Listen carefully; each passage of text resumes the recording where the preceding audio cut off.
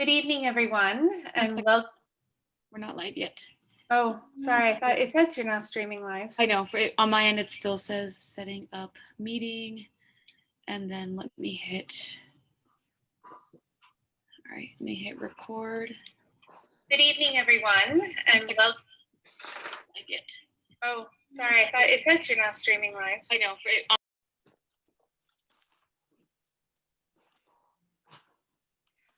Okay, we apologize for those technical glitches.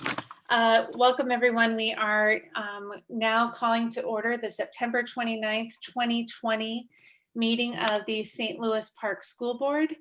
As a reminder, this meeting is being held electronically, streaming on YouTube. The board members are convening via Zoom with our district administrators. This is being held electronically pursuant to Minnesota Statute 13D. 0.021 meetings by telephone or electronic means during the COVID-19 pandemic. So for this evening, we need to approve the agenda. First is Superintendents Report by Superintendent Osai. And then we are going to be doing the Safe Learning Plan update, a budget update, policy development, second reading, policy 522, student sex non-discrimination, policy development, third reading of policies 536, gender inclusion, and 808, COVID face coverings. Then we will have our consent agenda. Then we will have the action agenda.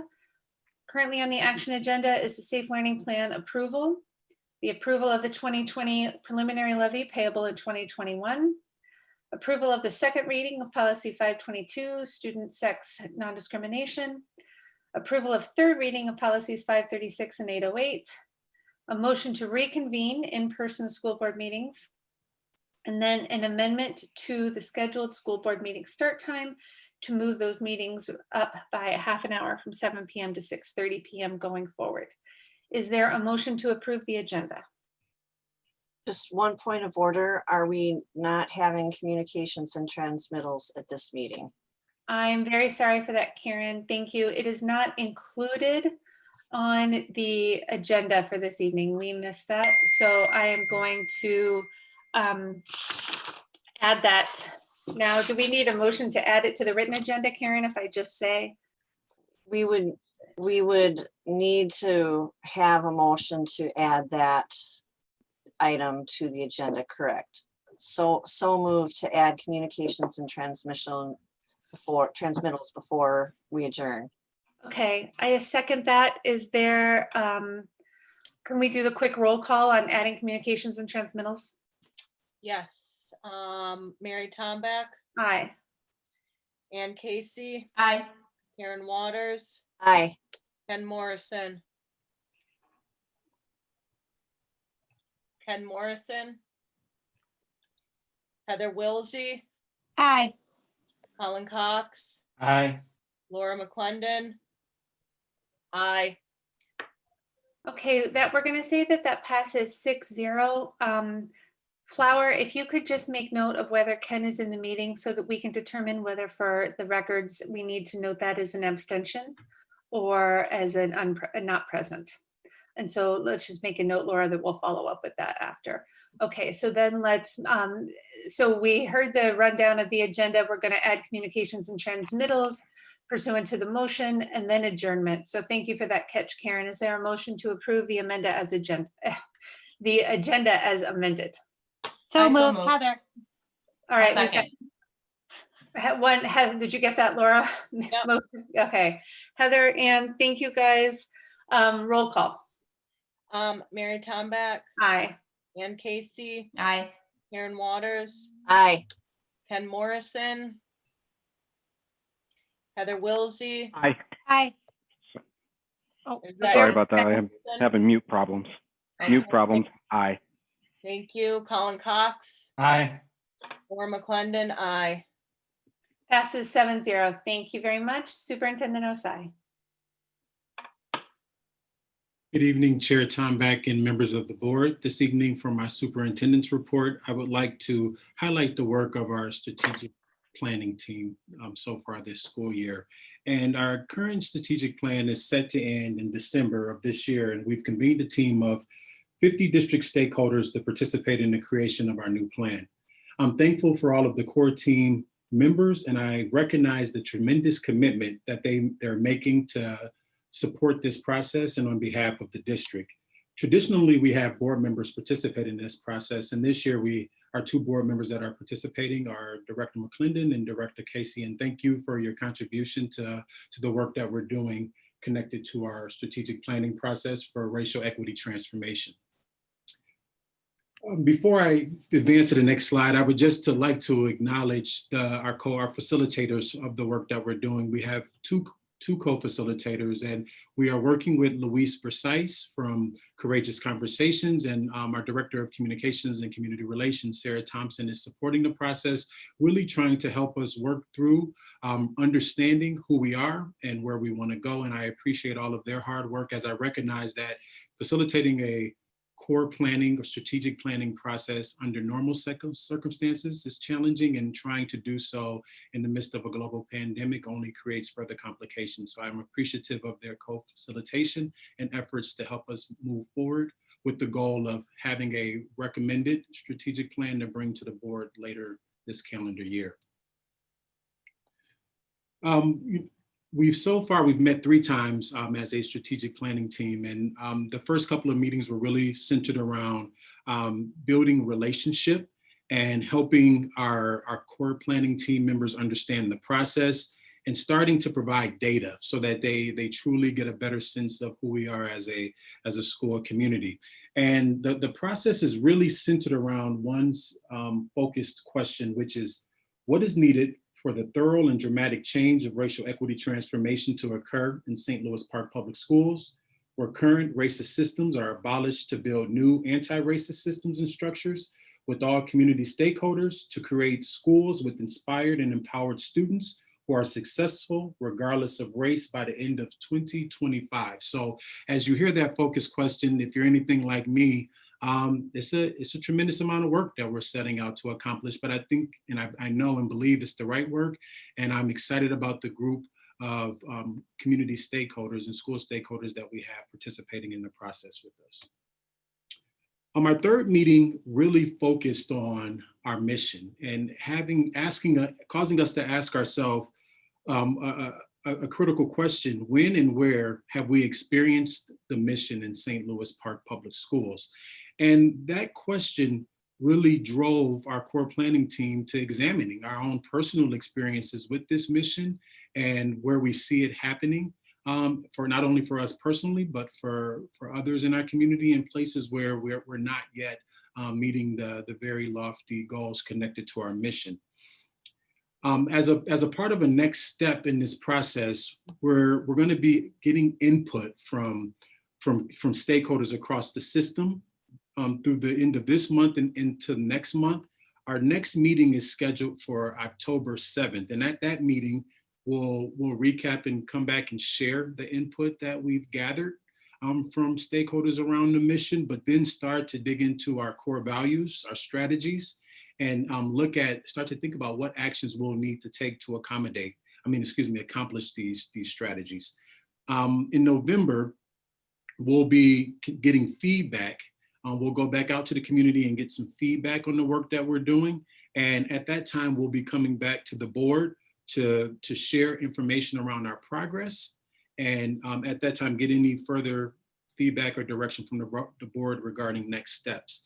We're still moving forward, and then it's our hope to bring a draft of the strategic plan to the board in November with the ultimate goal of having the board take action on our strategic plan in the month of December. And at this point, I'll just pause for a second to see if there's any questions about anything I've said so far regarding the work of the core planning team. Just a big thank you to that team and to Vice Chair Casey and Clerk McClendon for participating on it on behalf of the board. And in closing, I would just like to echo those comments. I know I generally don't take questions during my superintendent's report, but I recognize the significance of the strategic plan and the significance of the work of this core planning team. So I just wanted to create some space to see if there were any questions, but I do want to acknowledge all of the effort of each of our team members, of our facilitators. And I'm confident that, as we continue to work together collectively, that we will come up with a plan that will align to the goal that we've set to create racial equity transformation here in St. Louis Park Public Schools. So thank you, and that ends my superintendent's report for this evening.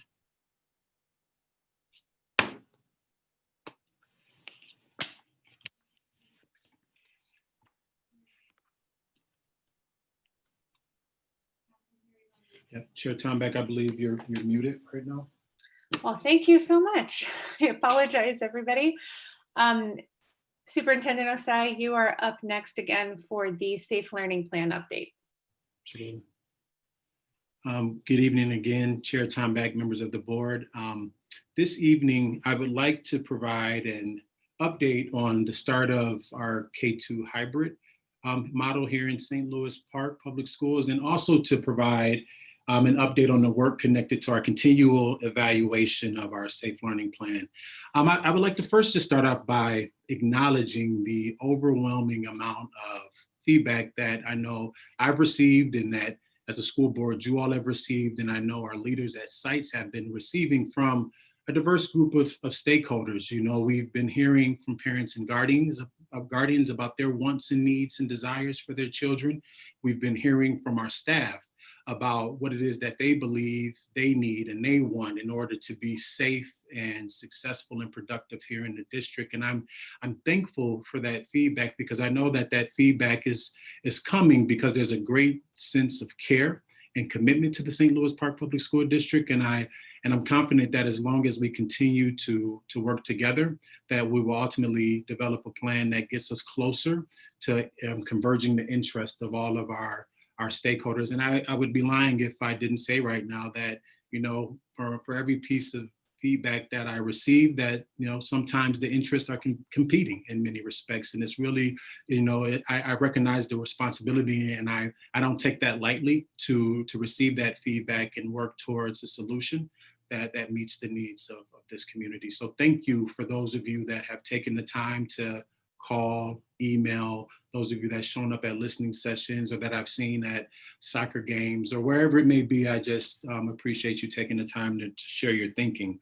I would say also in that feedback that we've been receiving, and I know I've been receiving, there is this belief or perception that there is a lack of transparency in the work that we're doing. And one of my goals tonight is to really try to lay out all of the thinking that we have connected to our work here in St. Louis Park as it relates to the Safe Learning Plan. And because of that, I would like to, and Chair Tomback, certainly I will defer to you, but as I'm going through slides, I know that, generally the board tries to wait until I'm done, but because of the perception of a lack of transparency and the need for me to make sure that we're really being transparent, feel free at any point to ask questions that you may have about things that I'm sharing or things that I'm not sharing for that matter. Great. I agree completely. Everybody just speak up if you need to ask questions. Absolutely.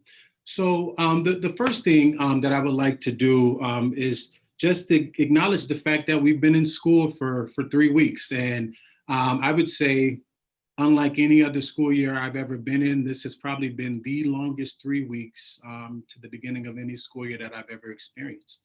And I recognize that there are a number of factors that have led to that feeling, but I'm thankful, and I still find myself in this place of gratitude for for each of you as school board members, but for our staff, for the tremendous work that they're doing on a daily basis as they encounter uncharted waters, right? We are asking our staff to do things that they've never had to do before professionally. And I really appreciate the fact that while there is a significant amount of emotion and fear connected to all of this, that they continue to roll up their sleeves and try to find the best ways to educate our students.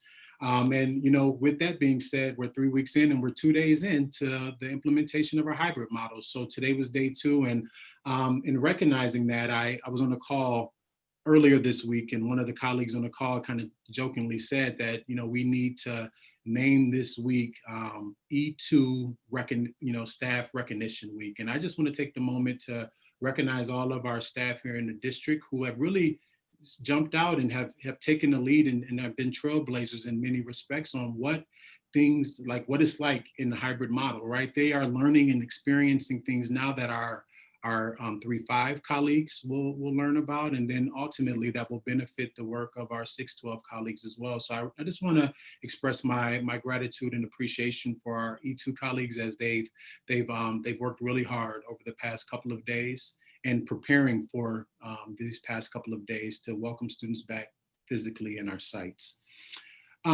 As I've shared with you before, this should look familiar. As we think about our educational delivery models here in St. Louis Park Public Schools, and as we think about transitioning in and out of those models, a lot of times, people think it's just solely about the health and safety, the COVID cases per county data, right? So if the COVID cases per county data say you should do it, why aren't you doing it? And, there are a number of considerations. That certainly is a important consideration, but there are several other things that we take into account as we're making these decisions to shift in and out of educational delivery models. And I've just listed them here for your review. And as I'm talking through all of our thinking this evening, I'll be highlighting some of these as it relates to why we are making decisions or making recommendations in certain areas and why we're not making recommendations in certain areas. Can I ask a quick question based on that? Yes. Do we know of any districts that are making it solely based on numbers? I would assume that there aren't, but is that kind of unique to what we're doing here, or other schools weighing just as many options and things? Thank you for the question, Director Cox. I would say that so weekly, I get the opportunity to sit on the call with approximately 50 superintendents from across the metro area. And on that call, we talk about, all of these considerations, and some districts have even other considerations on top of this that they take into account as they're making decisions about which educational delivery model that they'll move into or move out of. So to answer your question, no, we're in good company with districts from all across the metro area that are taking a number of considerations in when making decisions about which educational delivery model they'll be using. So I wanted to just start. So as we think about these considerations, one of the pieces that you saw in that previous slide was around staff coverage, staff preparedness, student learning. And I wanted to start off with some feedback that we've been receiving, and specifically feedback from members of the Park Association of Teachers. And the Park Association of Teachers is the teacher union here in St. Louis Park Public Schools. It's in a local of Education, Minnesota. And a week ago, about 275 members of the Park Association of Teachers here in St. Louis Park participated in the survey that was conducted by the Park Association of Teachers. And they really just asked two questions of their members.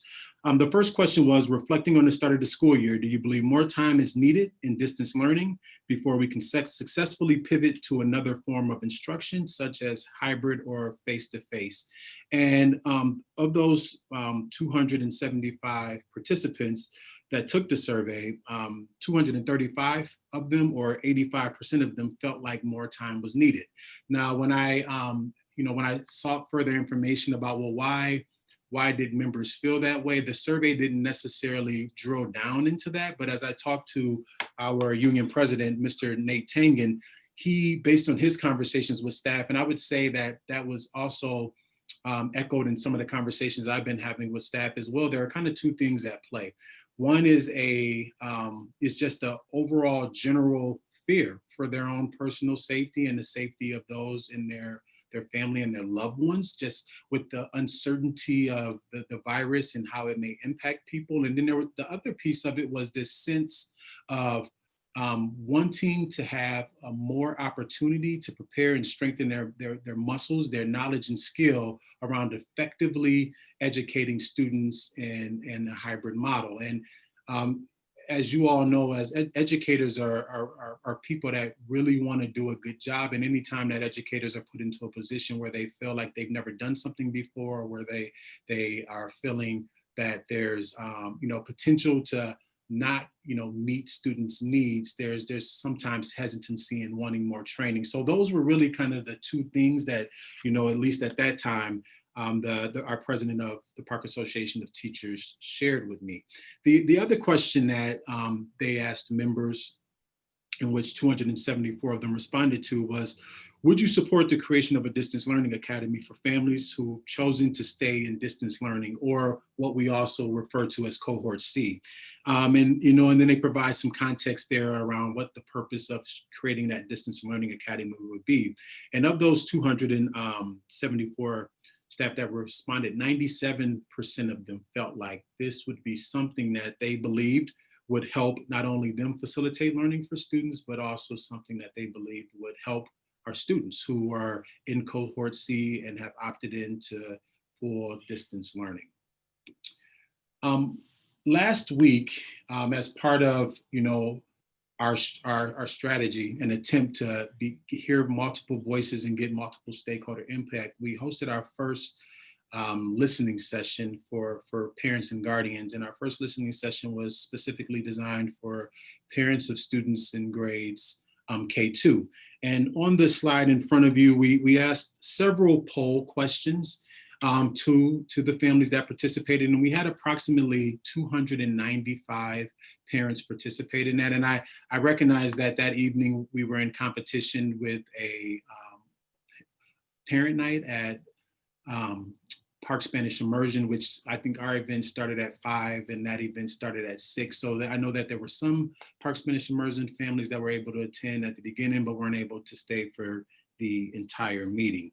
But just a couple of pieces that I would like to call out connected to what we heard from K2 parents that participated in the listening session was that as we asked them. I'm sorry to interrupt you, but could we clarify, it was actually K5 parents, correct? Yeah, I'm sorry. I know we're talking so much about K2 this week for very good reasons. Yep. But yeah, I just wanted the folks listening to understand that these were all elementary age parents we heard from. Thank you for that. And I'm actually, I will fix that in real time, as there may be somebody jumping on later that may see this and say, hey, what do you mean by K2? So thank you for that. So a couple of the questions that I just want to call out, and again, certainly I'll leave this here for you to take a look and ask any questions that you may have. But we wanted to ask similar questions that we saw that our teachers had an opportunity to respond to. And one of the questions was around the creation of a distance learning academy for students in cohort C. And what you'll see is that 83% of those K5 parents that participated in that poll felt like a distance learning academy would be something that we should be considering to ensure that students are having an equitable experience in cohort C. And another piece that I want to just call out, because as I've been receiving feedback from parents and guardians, most of that coming through email has really just expressed the fact that what we've been offering thus far at the elementary level from a distance learning experience just hasn't met their child's needs. And I believe, two things can be true. So going into this meeting, I was anticipating that most of the, parents and guardians that took the poll would offer similar perspective. But what I found when polling those parents and guardians that were present was that it was more balanced, and I would say that there was quite a great deal of discussion and perspective shared around the experiences of K5 families as it relates to distance learning.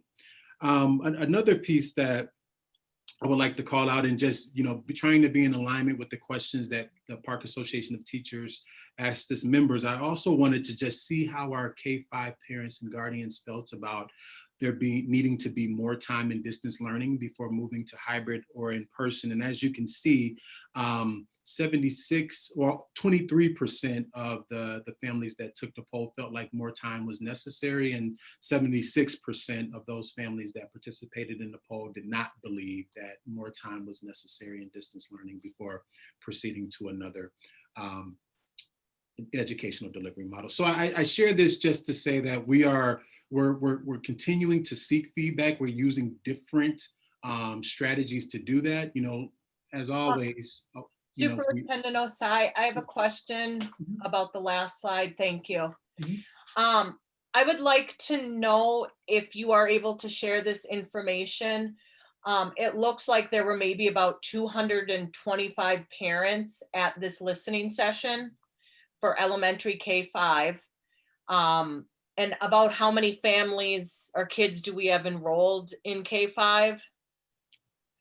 Yeah, thank you for that question. So, and I would say there were 295 people participating in the session. But as Okay. you're looking at these numbers, one of the things that I requested was that we don't, that if you're not a K-5 parent or guardian, that you don't participate in the poll, so that we can try to have, you know, accurate data, recognizing that there were going to be other listening session opportunities for K-5, for other grade levels and different stakeholder groups. But there are approximately 2,000 elementary school age children. I don't have the exact number, but we have close to, you know, 500, you know, elementary students at each school. Some are under 500, but Aquila, for example, is over. So I would say approximately 2,000, maybe a little under 2,000 elementary students. So thank you for that question. And one follow-up then, did we collect any demographic data of the parents that were present, such as racial or ethnic Yeah. identities of the parents that were participating in this poll? Yeah, thanks for that question as well. And that was something that we considered, and we chose not to. So what I'll say, just based off of visually what I can see on Zoom and the screens in front of me, that most of the parents that participated in the survey were predominantly white. And one of the things that I would also like to offer is that most of the staff and teachers that have provided feedback are predominantly white as well, right? So that is something that I'm mindful on all ends of the spectrum as it relates to the feedback that I'm receiving around what people are asking for here in the district, and then whose perspective is missing when we're, you know, listening to that feedback. So thank you for those questions. I would like to add too that on these data points for the survey questions, the polling questions asked during the listening session, some of the parents raised the issue in the chat that we have to take some of this data with a grain of salt, because we have to recognize that, for example, on the question, is the workload and level of engagement being provided sufficient? We would expect that that answer would likely be much different for our K1 and 2 parents than, for example, our 5th grade parents. And so it was hard in real time to break down how to separate those groups to answer the question separately. But I think that that's worth noting, that we recognize that answers are going to be somewhat varied by age groups. So that's why we're taking a lot of the written feedback and a lot of the chat feedback from the listening session into account as well. Thank you for that. So Can I chime in too? Sorry, I don't want to delay, but I think you were going to make a point, and I think it sort of buttons up a little bit what we're hearing too, is that, again, this is just a snapshot of an audience that participated at a certain time. It doesn't tell us everybody that, and it's not a scientific poll, or doesn't account for a lot of things in terms of that. So something to keep in mind throughout this. And I think I had one more question related to that, which was escaping me right now, but I think I just thought it was important to make sure that we talk about how we were doing it. Oh, I think the follow-up to that is, and we're doing additional outreach, and we are reaching out to other people that weren't represented there, from what I understand. Yeah, no, absolutely.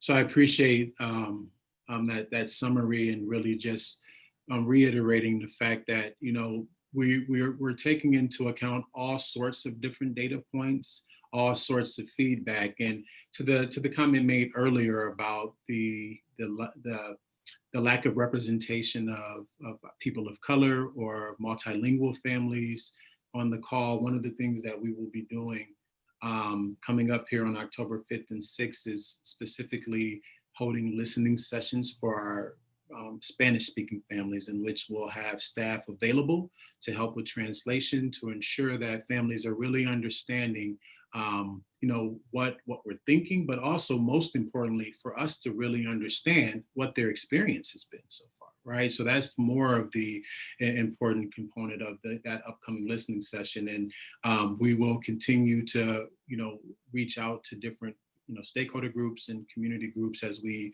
move forward, because we want to the best of our ability, make an informed decision that is really reflective of the needs of all of our community stakeholders here in St. Louis Park Public Schools. So I've just listed the upcoming listening sessions. And one of the things that I would like to do, and I'm planning on doing, is that monthly, I'll be holding listening sessions for the remainder of this school year for all of these different stakeholder groups. And while I recognize that it's an enormous task, I think it's important to hear the feedback and perspective and experience of our students and our families and our staff, so that we can continue to refine what we're doing and move closer and closer to creating a model that meets the needs of all of our stakeholders. So one of the things that came up from both stakeholder groups was this idea of a distance learning academy, and this is something that we've talked about now for a couple of weeks, and we've been exploring what this would mean if we were to transition to something like this in the middle of the school year. And before jumping into what some of those implications are, I just want to take a moment to really highlight the purpose of doing something like this. And we believe the purpose of moving to a distance learning academy would be to provide clear and consistent model for students focused on one learning model rooted in a digital learning framework. Right. So as you think about that and you see some of the bullet points listed under there, we're really trying to design an instructional pathway for students who've opted in to distance learning. And one of the pieces that would be different is that in our original classroom, homeroom teacher model, we designed that because we wanted to offer flexibility for families, right? We wanted to create a model that families could come in and out of, depending on maybe what was happening in their family or their own personal needs. So we kind of shied away from this distance learning academy model. But as we've gotten more and more feedback and we've experimented with this homeroom classroom model, we do believe that it is working from a flexibility standpoint, as families have been able to come in and out. So it's certainly meeting that purpose. Another reason that we started with the homeroom classroom model is because we really wanted there to be strong connections with students and families and schools and teachers. And we believe that that's working as well. But what we recognize is that as we move into hybrid, that there's a possibility that that students in cohort C, because they're not moving in and out of the building, similar to students in cohort A and B. And because of some of the changes that we've made as we've learned more about how to successfully implement hybrid instruction as it relates to recapping instead of recording, and as it relates to creating live interaction instead of live streaming, we really want to ensure that our distance learning students have an exceptional experience. So this was one of the strategies that would allow consistency throughout that learning experience. So as we've been thinking about this, there's a couple of different ways in which we can facilitate a distance learning academy. One would be at a particular grade level, and I'll talk about this here shortly. We can have, a grade level model where we potentially would have students from across the district at that same grade level, have a teacher that would support them in their grade level standards. Another way that districts are facilitating distance learning academies across the state are with grade banded groups. So what that would look like is you could have a cohort of K1 students, you could have a cohort of 2-3 students, and a cohort of 4-5 students being taught by the same teacher, And within these distance learning academies, certainly, there would be live interaction with teachers. Students would have, large group, small group, and then there would certainly be opportunities for one-on-one instruction with their teacher. Similar to what we're doing now, there would be both opportunities for synchronous and asynchronous learning experiences in that model. So before I proceed, I want to just spend a little bit more time just talking about this and what some of the potential implications are, both positive and negative. One of the things that would potentially need to occur, and I won't even say potentially, I'm going to take that off, that would need to occur if we were to move to this type of model would be we would need to reconfigure our current class list. And I'm going to talk about that here shortly, but that has an impact because, you know, for the first 3 weeks of school now, certainly our students have gotten to know their teachers, our families have gotten to know their teachers, and they've established and formed positive relationships. But in order to ensure that we're going to be educating all students, regardless of what cohort they're in at high levels, we would need to readjust class lists because we would need to potentially have teachers that are currently teaching sections at different grade levels at our sites, allow them an opportunity if they're interested to interview for these distance learning academy positions that would be created. And when we pull teachers out of our current sections at any particular grade level, then we have to reconfigure students to make sure that we have balanced class sections. So I guess I'm sharing all of that to say that there would certainly be adjustment of class lists, which means that a teacher, for example, my second grader, he may not have the same current teacher that he has now after those lists are adjusted. Something else that we know we would need to do is get out and have an opportunity for families to really understand what this means. So we would need to spend some time educating families on what this distance learning academy would look like. And we would have to create a window of time for them to either opt in or opt out of it, right? And what I mentioned before about the flexibility that was created in the homeroom classroom teacher model, that flexibility would no longer be allowed because now that we're creating these designated and designed sections from a distance learning standpoint, we would want to ensure appropriate class sizes across the board, so we would not be able to allow for students and families to come in and out, right? So what I would most likely recommend is that if we were to move to something like this, that families would be making a year-long commitment. I've seen other districts have students and families make year-long commitments. There are some districts that are making semester-long commitments, so we would have to really evaluate what that would mean for us here locally in St. Louis Park, and then put parameters around how long that commitment would be. So I just want to highlight those two things because I certainly believe that that's important for people to understand as we think about this transition to a distance learning academy. I'm going to pause Just it. one thing. Oh, go ahead. Clearly, you've got some questions right now. This is a good time then. Karen, did you have something you want to start? And we need to remind the community, the state of Minnesota has mandated that we will offer distance learning for any family who wants it. So this is not an option. This service that is being provided, we have to do it. So I appreciate the thought going into making a change now that we have been experiencing distance learning, as you said, for 3 weeks, and why we might want to, as we said all along, as we got more information, as we tested things out, we were going to have to be adaptive. And I'll hang up now. So then I have a question. This is Ken. And Karen, Aston, well, first of all, I didn't know I know the state did mandate distance learning, but this is additional to the distance learning that they're seeing, isn't it? Or is this part of what everyone needs to provide? Yeah, thank you for the question. So the state did not require that school districts create like distance learning academies. I think that's what you're getting at, but they did require that we create we create distance learning options for families who would prefer that option. So what we've seen in order to really support with the complexity of the teaching in hybrid, right? So right now we're asking our teachers to do 3 things, which has proven to be really, really hard, right? We've asked them to teach the kids in front of them that are face-to-face right now in hybrid. We've asked them to teach the kids that are in cohort B.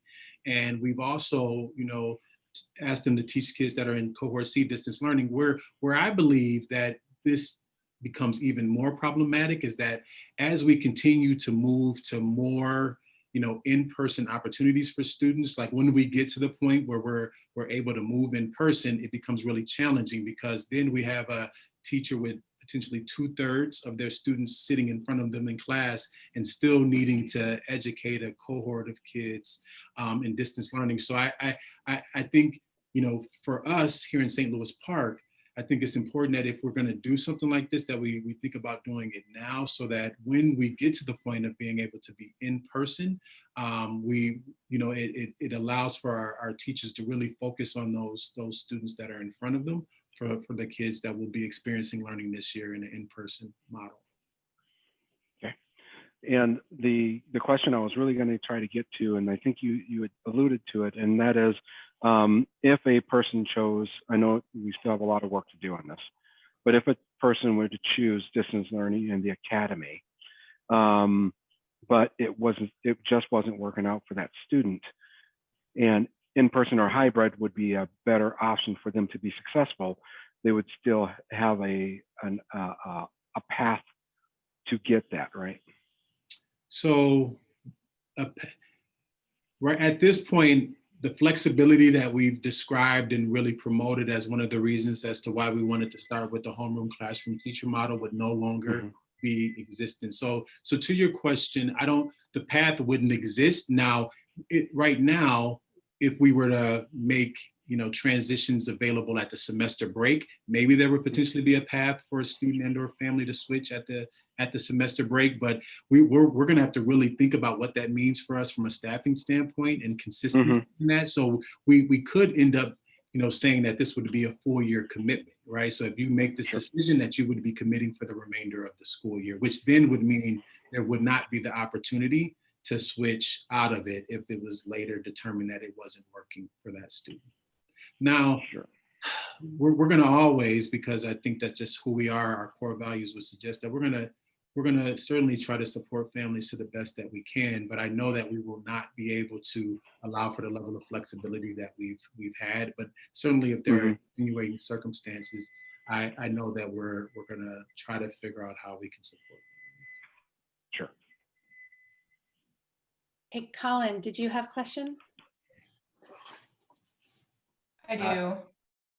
Okay, Anne does. Go ahead. I saw Colin shake his head. Oh, sorry. Are we just talking about elementary at this point? Yeah. Okay. So right now we are just talking about elementary. We've looked into what this would mean at secondary, and it becomes even more complex at the secondary level because of all of the specialized licensure areas, all of the electives.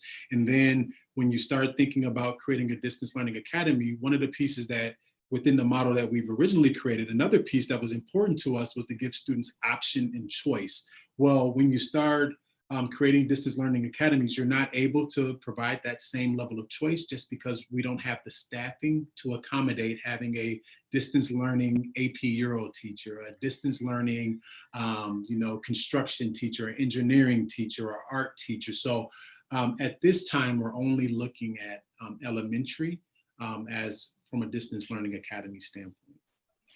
Okay, and then I just want to be clear on what you said earlier, that I understand that in terms of getting a new teacher, if this went into effect, that would apply to kids who are already opted into distance learning and Correct. Students who are doing the hybrid option, because any teacher, I mean, we don't know yet which teachers would be where.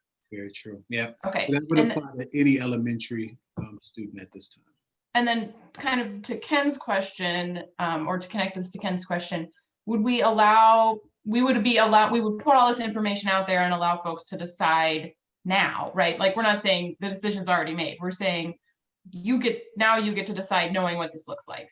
Correct. Okay. So we need to create a window of time. So thank you for that, because what I'm trying to do is show that this is not something we can just flip the switch and do tomorrow, right? If we were to decide to do it, because we first would want to make sure that families fully understood what this meant, and then allow them a time to opt into Distance Learning Academy. Once they opt in, then we'll take a list and see how many students we have, which then will inform how many positions we need to post at each site for something like this. And it could look really different, the number of students, than it is right now. Correct. And we're going to, shortly we'll talk a little bit about our current numbers, but once we do that, then we would have to fill those positions. So there's still some time that we need to work all the way through this, but to your point, we certainly would give families the opportunity to either opt in or out of this option. Okay. So I don't have a question, but I have more of a comment here then, if I can. and so why we spend so much time talking about distance right now, because so many people who are tuned in may not be all that interested in distance, is because two things. One, if they have had challenges with the distance, this could provide another way for them to feel like distance was more modeled for them. And second of all, because it has impacts on everything else that we would do. If we were to move this path, it would impact what we do on the in-person and hybrid side. Is that correct? Correct, certainly. And then I just wanted to clarify for folks who are watching that if your family has already opted for hybrid or in-person instruction and you do not believe that you would be changing that under any circumstances to go to a distance learning environment, what I need to make clear, what I think we want to make clear is that your child's teacher may change anyway. And the reason for that being because of class sizes. Superintendent Osai, am I hearing you? Is there any reason to believe that we would, through this model, be exceeding what we already have our goals, class sizes set at? Yeah, and that's, so to that point, that is why we would be really working to balance classes so that we're meeting our class size targets at every single grade level. So because of that, you know, as to what you've referenced, Chair Tomback, that there's a great possibility that, you know, students would potentially have a new teacher at that grade level.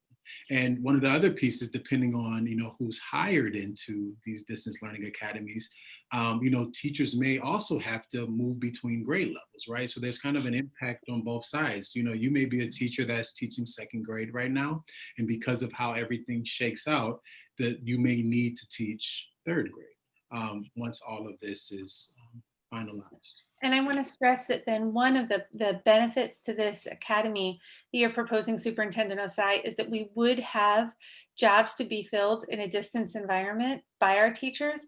And we have heard from teachers who have significant health risks themselves or who have family members in their homes who have significant health risks. So this could create one avenue by which those teachers we could provide for those teachers' safety better as well. Right? Depending on how everything shakes out. Yeah, so I probably would defer that question to our Director of Human Resources, Rick Cryer, because I do believe that certainly that would be an option for them to apply for that position, but I don't want to misspeak and suggest that because they've expressed a need for these additional accommodations, that would ensure them or ensure that they would get a position in the distance learning academy. Right. I apologize if I overstated that. I just wanted to make clear that as we're making all of these considerations, that is something that I would be keeping in mind as well. Rick, okay. do you mind speaking to that? I just want to make sure I didn't misspeak as it relates to how we would fill those positions. And you're muted right now. You're muted. I don't know what it is about that mute button. Chair, members of the board, superintendent, yes. So we have talked with our principals, we've talked with the teachers union and cabinet, and yes, we would first seek to fill those within our own teaching force, and we would prioritize those people who have come to us with accommodations, because under the ADA, FMLA, if we have positions where we can accommodate, we should seek to offer those accommodations to our existing staff before we try and let's say go outside the district or other places to fill those positions. Thank you, Rick. Can I ask a question? It's Heather. Mm-hmm. Superintendent Osai, I just want to clarify, as I understood it, and it sounds like I might not understand it correctly, students cannot go from a distance learning to hybrid, but if families choose to go to distance at some point during the year, we don't have to accommodate that? So thank you for your question. So right now, the way that is set up is that families can go right from distance to hybrid, from hybrid to distance at any point. If we were to move into this distance learning academy, certainly families would always be able to opt into distance learning as the the guidance from the state requires us to provide distance learning for students that choose that. So there will always be an opportunity for families to opt into distance learning. Where the flexibility is going to be impacted is that those families that maybe are that opt into distance learning academy would not be able to opt back into hybrid or in person. Okay, And thank you doesn't for that- that clarification. Doesn't it relate to the state also has 50% capacity for buses and classrooms? That also impacts all of this? So if we're in a hybrid, absolutely. So the capacity, the ability to appropriately social distance, the 50% capacity on buses, in classroom spaces, in buildings, all play a part in our need to remove the flexibility that we have. And in addition to that, also making sure that we have appropriate sections and that we're balanced throughout the district at each grade level and in each section, in each classroom. And for that reason, I think it's fair to say that we would really implore families to, if they're considering distance, if they think that they would be wanting a distance, particularly as we move forward with the school year, that they do make that decision when you ask the call for families, because there is going to be so much class restructuring that might have to happen and hiring that we really need as accurate numbers as possible to make this happen effectively, correct? Correct.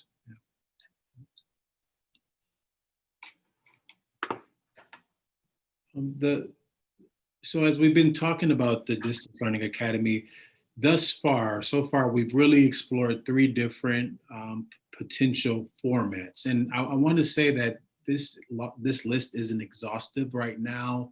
I know that members of our team that has come together to really think about our current plans and thinking about the evolution of those plans, members of that team are going out to our teachers right now to get their perspective on these 3 different formats, but also to get their perspective on what other possible formats may be out there that we just haven't considered yet, so that we could, we can really take all of that into account and then decide what we believe would be the best format for us here in St. Louis Park Public Schools.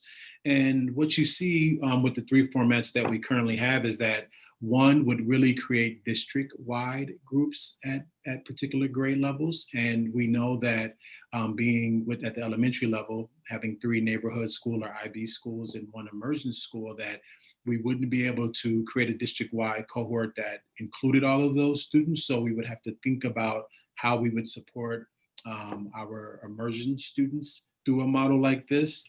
The other model has, and I should probably just explain that district-wide Distance Learning Academy. So what that would potentially look like is if you were a kindergartner in the Distance Learning Academy at Susan Lindgren, per se, you would be in a cohort with students from Susan Lindgren, Peter Hobart, and Aquila, and your teacher may not be a Susan Lindgren teacher, it may be a Peter Hobart teacher, right? But you would be taught in a district-wide grade level cohort in that model. The other model is more of a site level Distance Learning Academy model. And what would happen there is, instead of having that district-wide piece at any particular grade level, we would have banded grades. So we would have K1 have a teacher that would support K1 students in the Distance Learning Academy, and that teacher would potentially be, a teacher from that student's school. We would have a 2-3 banded grade level with the teacher from that student's school, and we would have a 4 or 5 banded grade level from a teacher in that school. So that is another format that I know districts, are using, and I know districts that are using both of these. Something else that we've been looking at is kind of a multi-cohort distance learning academy, which we would, as we're thinking about this, we believe that this type of academy would require additional FTE. We would have to add teachers to be able to do this, because what we would be looking to do, and where something like this fits, is in our immersion school, because we would be looking to ensure that students still have an access to that immersive experience, but that we have additional teachers that would be able to support them, and from a distance learning standpoint with synchronous lessons and other pieces that would be connected to their learning. So these are 3 of the formats that we are currently exploring. Again, we've not decided on any particular format, and we are continuing to go out to other stakeholders, our teachers, for one, to get a sense for what their thoughts are about these 3, but also to see if there are other thoughts or ideas that they may have around how this could be facilitated. So as we continue to explore this, I've just tried to really create a list of the things that, and I don't believe that this list is exhaustive, but here are a list of steps that we have to take in order to be able to get to a place where we can say, this is our format and we're ready to go out and start to select, take applications for the model, right? So, we would need to get confirmation around the enrollment. Certainly we'd have to determine the format. We're going to really work to be inclusive of our teachers' voices. Within this, depending on the model, we have to be really clear about essential standards and pacing across grade levels, because if a student's in a distance learning academy or if they're in person, we want to ensure that they're having access to the same standards as their classmates in a different model. We've talked about this, but we certainly want to create opportunities for families to understand what this is and give them an opportunity to opt in. In this model, we're not at this point looking at having dedicated specialists. So we would have to figure out what the schedule and planning would look like to ensure that those teachers are in our distance learning academy would be able to ensure that their students would get access to music and language and the other specialist opportunities that they have. We certainly would have to post this. We talked about the development of new class lists. And one of the pieces that we would have to think about, which is sometimes is kind of a forgotten thing, is that we would have to think about how do we utilize subs in this model? Because this is, it probably would be similar to what we're doing now in the Distance Learning Academy, but that's another piece for consideration as well. And I'm confident that there are other things that I just don't have listed here as well. So currently, and again, this is just as of today, and one of the pieces that I want to acknowledge is that these numbers change every single day. And they change every single day because of the way that we've created the model around the homeroom classroom teacher standpoint to create the flexibility, right? So, like the current model is doing what we wanted it to do, allow for students to come in and out, but this is the data as of today. So as you see this data, right, and you think about kind of what our current class size targets are at different grade levels, you can kind of see that at each individual site, like there are really no sections, maybe second grade at Peter Hobart, that would really warrant, a full FT on its own. So we're being mindful of that and thinking about the configuration and how we would be, good stewards of our resources as well as we work to develop this model. Another piece that is really important as we're thinking about this is really trying to understand who are the students that are currently in Distance Learning Academy model, and then who will be the students in the future Distance Learning Academy model. And what we're seeing right now is that we have an over, I'll just use the term overrepresentation of students of color in our distance that are currently selecting cohort C or distance learning. So on the right-hand side of the screen is our current enrollment by race and ethnicity. And, I just pulled this today from the Minnesota Department of Education's Minnesota report card. And you'll see, for example, if we choose Black students, that right now, about 21% of our students in the district are Black, but we're seeing currently 30% of those students choose or select distance learning right now. And you'll see, similar disproportionality when we look at our Latinx students as well, with 12% of our overall population being Hispanic or Latino, and currently close to 17% of them selecting our distance learning option right now. So I think that's important in understanding, who the students are currently, and then if we're moving to a distance learning academy, who those students may be.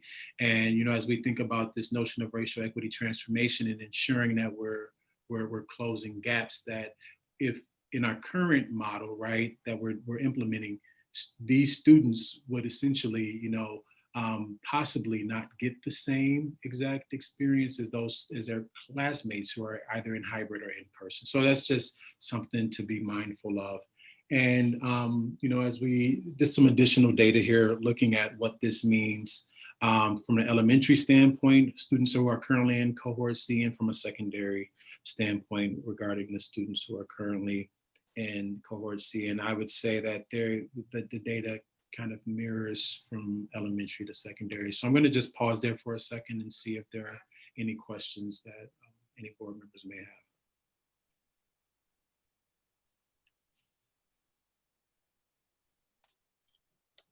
Just something that's coming up for me in this, when I see these slides and I look back and I think about the slide with the feedback from the elementary listening session, and I think about the feedback that we've gotten from elementary parents and how underrepresented our families of color were in those in that feedback, in those feedback formats, and then how they're overrepresented in the distance learning cohort.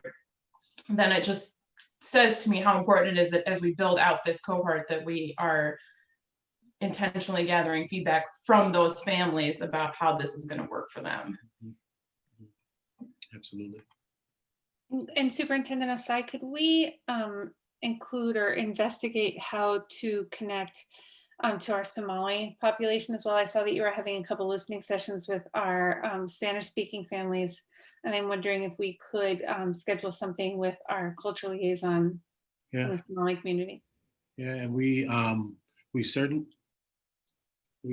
certainly are working to do that, and we've reached out to our cultural liaison, and I know that he's been talking to Somali parents and guardians around possible listening session, but most importantly, really trying to understand what their experience has been to help us gain some insight into, as we move forward, what do we need to do to be inclusive of their experience as well.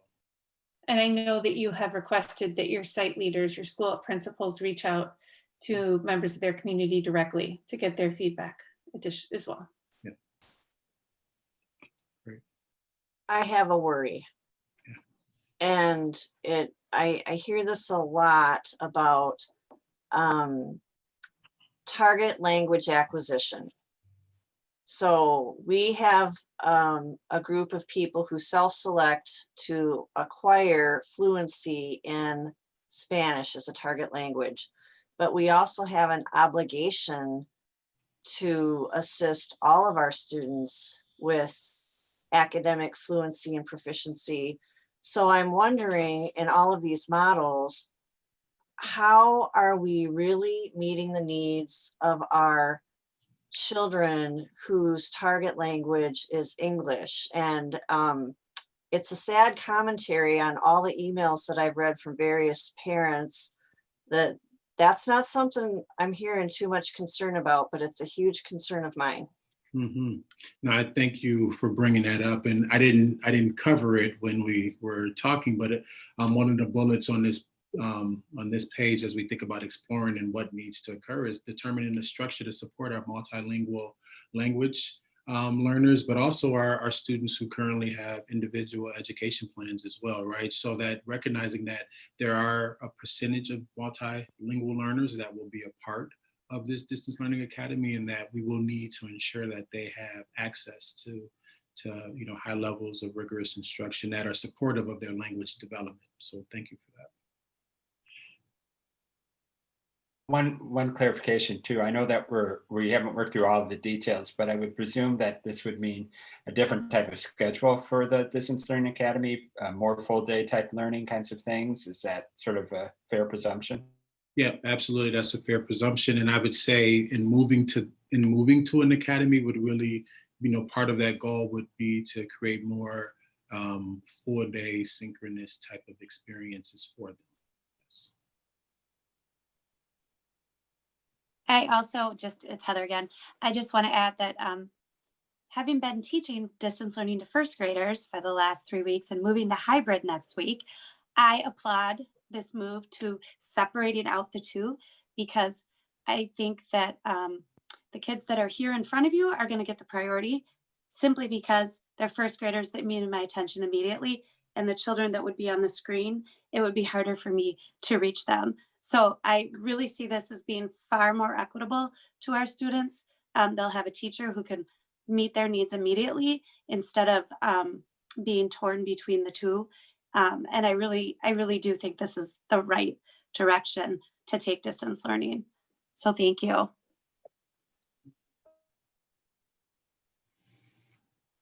Another concept that I would like to address this evening, so one of the pieces that has been coming up in feedback is Distance Learning Academy from our staff primarily, but as parents and guardians have started to learn about this, seems to be some growing interest there. And as Director McClendon said earlier, right, we have to be mindful that it's just a small sample of K-5 parents that participated in that survey, right? So we have to be really intentional about seeking multiple perspectives. But another thing that has come up in conversation is this desire to transition to full-day learning experiences for our students at the elementary level. And we fully recognize that and believe that that's something that we should be working towards. So as we're thinking about this transition to a potential distance learning academy, something else that we would like to have go along with that would be transitions to full-day instruction. So, as we're looking at that, there's a couple of things that would need to occur, and we're certainly learning from all of the districts around us that are currently doing full-day instruction, but we would determine a lunch structure that would minimize movement and keep students with their cohort during the lunch period. We would determine a structure that allows for appropriate social distancing during recess and for appropriate supervision. That could potentially mean that we need to add, recess paraprofessionals or other staff to help support with that. So that's just something that we're considering and trying to explore the different funding mechanisms that we currently have access to at this time to maybe help us with that. And then we would want to ensure that we're determining a specialist schedule that also is really supportive of trying to limit and minimize student transition.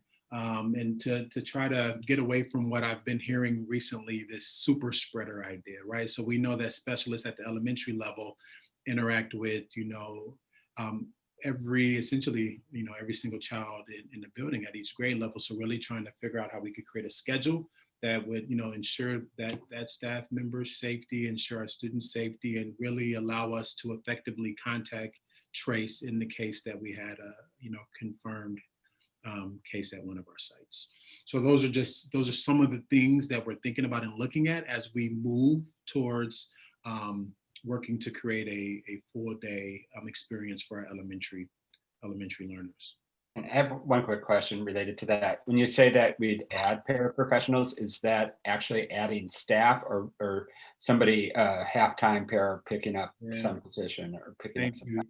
Yeah, so, right now on the top, in my mind, I'm thinking that it would be, around the lunch and recess hour that we would add. So they wouldn't be full 6-hour positions. I would envision that they would be, maybe 2-hour positions, 3-hour positions. The hard part with that is that it's hard. It's really hard to fill, 2-hour positions and, part-time positions. So anytime we have those type of opportunities, we're always looking for ways to combine them with other part-time positions that we may have. So one of the strategies that we've used is to combine like lunchroom supervision positions with, childcare positions in the afternoon. And as we continue to explore creating more opportunities from a out of school time standpoint, there just may be additional opportunities that we can, converge as we're thinking about this. But yes, you're right. We're not looking at full-time paraprofessional positions. We would be looking at part-time positions. And this is Ken on question to that one. Wouldn't that be introducing another super spreader if they come into the building for that one, 2 hours spent, and then maybe do a hour or two something else and then leave and come back? Or I know You we know, have time to consider that. Yeah, so one of the reasons that we will be adding these positions is to really help to create appropriate social distancing and supervision to help on the playground and other areas. So it's our Mhm. belief that these adults that we would be potentially hiring would help us prevent against that. But I think at the core of what you're describing, yes, there would be another adult that would, interact with multiple sections of kids as opposed to Mhm. just their, cohort of students in their particular classroom. So yeah, I understand the question. Okay. Okay. So another, idea concept that has been, we've had conversation about, and I would suggest of the three things now, right? Distance Learning Academy, transitioning to 4 days, and then this notion of in-person learning. I would say of all three, certainly we've received feedback from parents and guardians about this, but I would say this is probably the thing that we've had the least amount of conversation with our team and staff.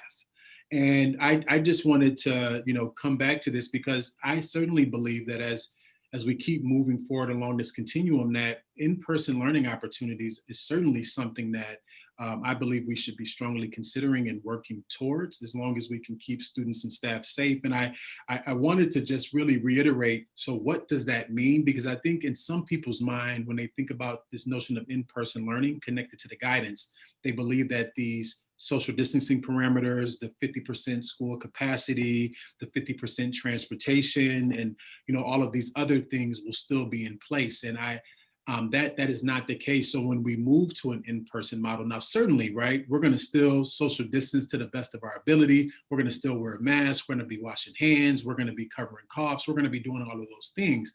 But when we have all of our students back in the building in an in-person format, it will become much more difficult to, have students, 2 to 3 desks apart. It would be much more difficult and impossible for that matter to have our building at 50% capacity. So I just want to highlight that as one of the things I'm not sure how much people are really aware of, is that when we move to in-person, as the guidance defines it, some of these requirements for hybrid are no longer necessary for us to do, but we certainly will work to continue to try to do as much as possible to keep students and staff safe.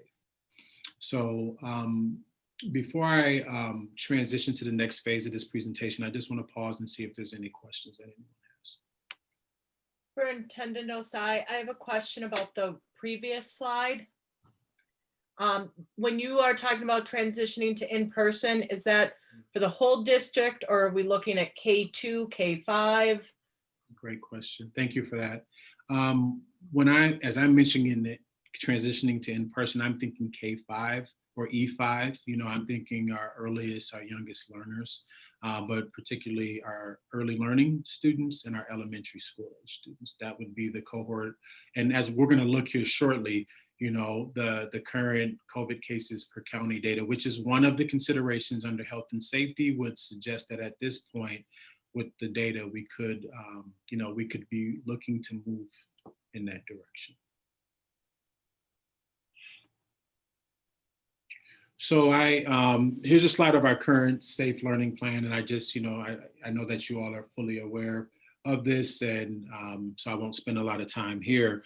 But what I'm starting here because what I really want to do is now shift into a revised recommendation that I would like to make to the school board this evening. And what I'll be doing for the next several minutes is really working to unpack why I'm making this revised recommendation, and then answering any questions that you may have about the revisions to the recommendation that you all approved on August 10th. So I've bolded the items on this slide that are revisions to the previous recommendation. And what in this recommendation, what we would be continuing to move forward with the E2 plan that we've started this week. We would move 3-5 into hybrid next week. And what I would like to revise is I would like to revise that we remain in distance learning at the secondary level, and I'll talk about reasons why shortly. We will continue to offer distance learning as a choice for families.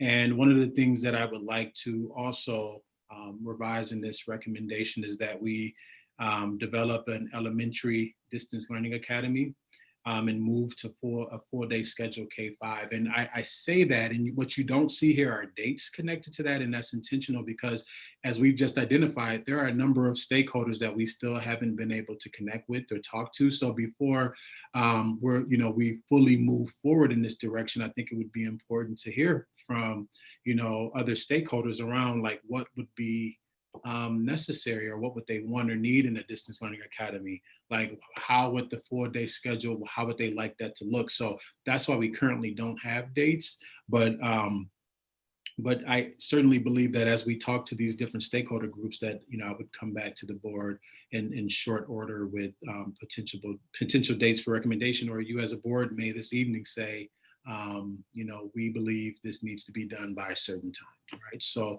that's the revised recommendation. So Aston, why are you making this revised recommendation? Why are you making it now, particularly as I look at, so a couple of things, right? I would imagine that people are wondering, so you're recommending not to come back 6/12, but the Minnesota State High School League just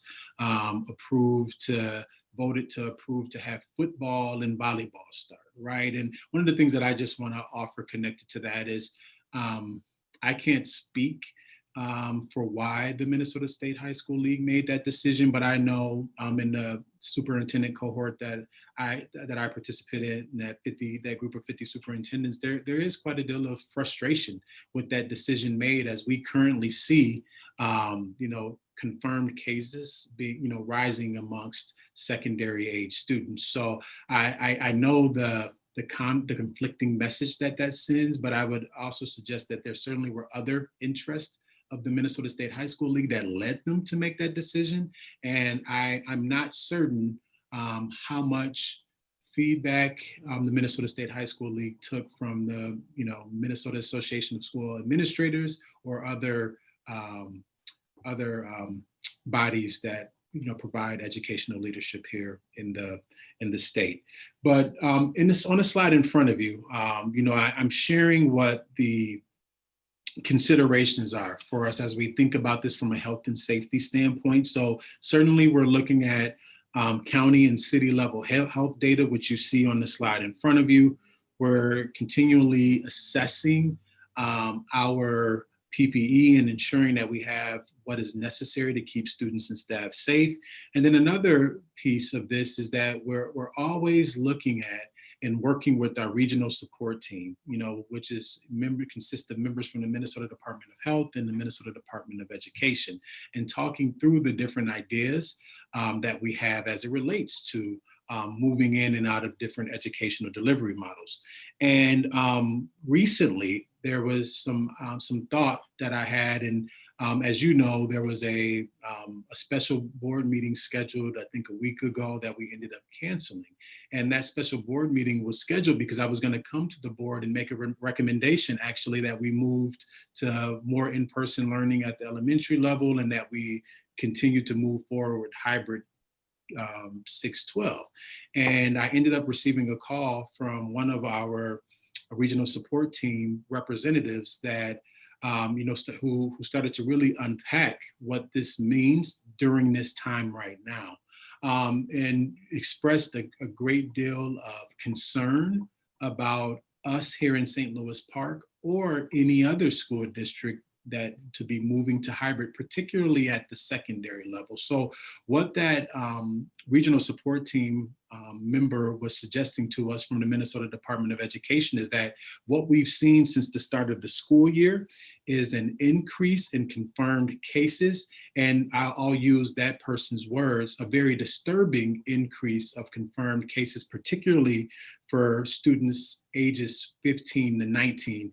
And what that representative from the regional support team suggested to me is that what we're seeing, what we'll be seeing in a couple of weeks, will even be, more concerning than what we're seeing now. So as you can see on the slide in front of you, from September 3rd to September 28th, just, almost a 2,000 confirmed case increase, right, since school started. And and what we're hearing is that this is continuing to rise, and there are a number of factors associated with that. As I talk to superintendents across the metro area, what they're believing is really attributing to this is decisions like the decision that the Minnesota State High School League made, and other, out of school time interactions of groups of kids getting together and just being in relationship with one another, which is something that I know that our secondary students in particular really desire. So as I was having this conversation, I said, okay, this is a lot. Let's schedule another call. And I invited the board chair to participate in the next call that I had. And at that time, that same representative from the regional support team came, along with an epidemiologist from the regional support team, to really talk about what they're seeing and what will be coming here in the next couple of weeks. And in that time, I really, I wanted to kind of drill down, because I recognize that there are currently districts that are in hybrid, right? So one of the questions I said was, one of the questions I had, are you reaching out to these other school districts as well, right? Are you reaching out to the school districts that are currently in hybrid, and those that are similar to us proposing to go to hybrid in the next couple of weeks? And and I'll let the board chair also speak to this, but I think that may have kind of been like, I didn't think about that, right? But I do know since then, having heard from other colleagues across the metro area, that the regional support teams are reaching out to other school districts that were planning a change to hybrid at the secondary level. Another question that I asked, and the board chair asked, is, well, we need to see something, right? Our community is not going to just take your word for it. Like, can you please provide us data? Like, what can you provide us to help reinforce this very concerning message that you're providing us? And what we heard at that time is that the data's coming, right? So I called that representative today before the board meeting, like, hey, I'm going into a board meeting this evening. I'm anticipating that I'm going to get a question. When will this data, and when will the Minnesota Department of Health, the Minnesota Department of Education start talking about this more publicly? And what was told to me at that time is that there will be more information coming out in the coming days. So the third piece that I asked for was, will you put something in writing, a written statement that is really acknowledging what you see coming and the guidance that you're giving us, to just pause for a little bit until we can get through this spike in data. And what was shared with me at the time was that that's not something that the regional support team has done in the past, but that I would be able to verbally articulate the contents of that conversation. And I'm just going to pause for a second to see if the board chair would like to add anything that I missed from that conversation with those regional support team representatives. No, I'm trying to reflect on the conversation and make sure that I'm expressing everything correctly. But I'll admit that I've been caught up in these numbers, Superintendent Osai, as you have been talking. And what I'm noticing here is just how much of a dramatic increase that we have seen across the state since many districts went back to school. And early, as folks may know, a lot of districts actually started back to school the week before we did, before Labor Day. We couldn't do that because of construction projects that we had going on, among some other reasons. But I'm looking and I'm seeing 2,000 more teenage students, 2,000 more high school students have contracted COVID in the last month since school started across the state, and 700 more middle school age students. So it's a concerning number. And so I understand, even though the regional support team's conversation was frustrating for us because we couldn't get enough clarity, these numbers, I think, tell a pretty good picture. And this is where they directed us to, Yeah. they could provide us, they directed us to go to the demographic data by age and really look at what's been happening week from week since we've started the school year. Oh yeah, go ahead, I'm sorry. Sure, I was just Ken, and I would agree that these numbers tell a better story than the persons that were giving the information to you, because if they're not really willing to put their name to it or validate what they're saying, I'm kind of questionable about what they're saying, of which you guys are too, and that's why you're asking for all that evidence. So I'll Just a say, statement. and if I can chime in there on that, I want to be respectful of the regional support team. I think that they are trying to respect the governor's order and, not give specific mandates at this point to individual districts. That's how I heard the conversation. Superintendent Osai, please correct me if you think I'm wrong. But I think that they were trying to avoid giving mandates to us, but working hard to press us to the extent that they could. Yeah, and I appreciate the question, and I appreciate that because I may, at the risk of coming across as if I'm, frustrated or disappointed, I don't want to come across that way because I'm actually really appreciative that they reached out and shared the information and really kind of pressed and guided us to be more mindful of this because we could have, or still could, run the risk of starting off in a hybrid for 1 week and having to close if these patterns continue to move in this direction, or worse off, starting off and causing students to contract the virus, just simply how things are spreading right now among certain age groups. Sure, I can appreciate that. So, as I mentioned before, and as I started this presentation, there are several considerations. And another consideration, as we've been thinking about this, is not only the health and safety consideration, even though I believe that's very important. Another consideration is around our ability to appropriately and safely staff our schools. So we generally look at, are we able to keep our staff safe? Do we have the appropriate number of staff to facilitate in-person or hybrid learning? And since we've been having these conversations, what we've seen is an increased number of staff expressing concerns, right, for their own safety and the safety of their families. We've seen an increased number of staff expressing concerns about their ability to successfully facilitate learning for students in all three cohorts. And certainly we've seen our staff expressing concerns for student safety. Right now, at the secondary alone, and that's just as of this morning, the number certainly could have changed. We have 7 pending leave requests for secondary teachers. And as I mentioned earlier, some of these licensure areas are very hard to fill. And what would potentially happen if we tried to move forward now is that it could prevent us from continuing to offer certain courses that we're offering or looking to get variances in particular areas to support students learning. So that's just another consideration that we're having to take as we think about, if we move forward, what might that mean for the experience of our students. And something else that we're continuing to be mindful in all of this is, like, what is the student learning experience like right now? And then what would it be like if we transition to a hybrid where we have unstable, staff coverage, if we have, increasing COVID numbers amongst certain age ranges. And what we're currently seeing, at least as I've spoken to high school age students, is that the perspective and the experience has been a much more positive experience this year than what the emergency learning experience was last spring.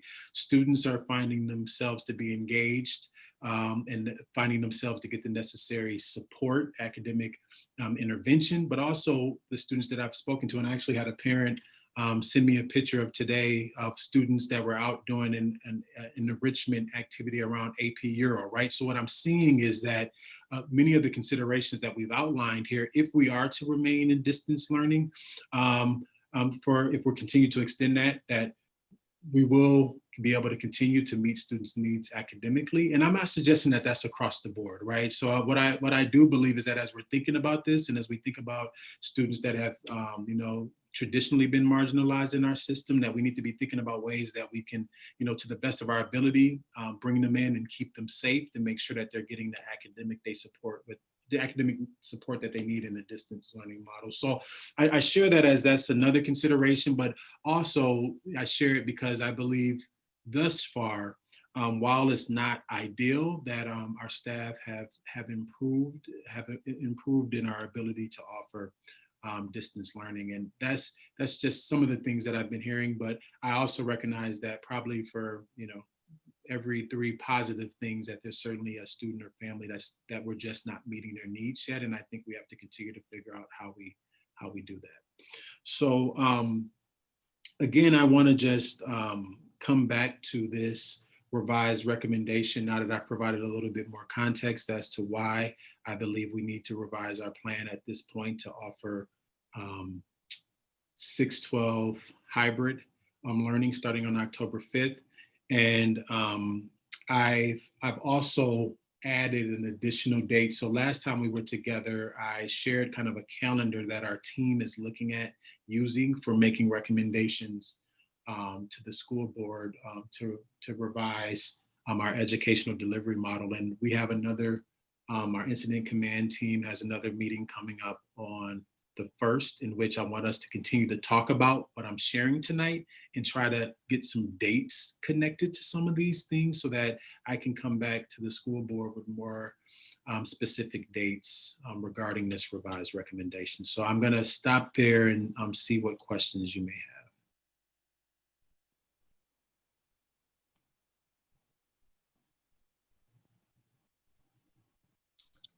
So one of the questions I don't have a, oh. no, go ahead. It was just going to be a statement. Go ahead. Yeah, and so one question that I have is I guess the numbers for it was like 10 to 14 are increasing, and I was trying to do the math and I just totally failed at what the rate looks like. But has there ever been a consideration for like middle school of keeping it doing some level of in-person or hybrid learning in the middle school and separating it out from the high school, or is that too difficult for a number of reasons? Yeah, thank you for the question. So that has and is certainly a consideration, but again, if we're just looking at, kind of that health and safety consideration is the only thing to take into account, yes, certainly. But we also, similar to the high school, have, staff coverage considerations that go into play there. And similar to the high school, we have, very specific licensure requirements to offer the wide, array of elective offerings and, opportunities that we provide students there. So if we were to do that, what we're believing is that it could potentially down the road limit the choice that students have in some of the courses that they're currently able to take at the middle school if we are unable to staff those due to some of the things that I've talked about earlier today. And some of those staff teach at both the middle school and the high school. Right, correct. Ken? Sure. My statement just was, you had made a statement that it seems that this current learning style, the distance learning, is better than the emergency one that we had in the spring. And I would 100% agree that the experience that my child in her bubble of people is a much better experience than it was before.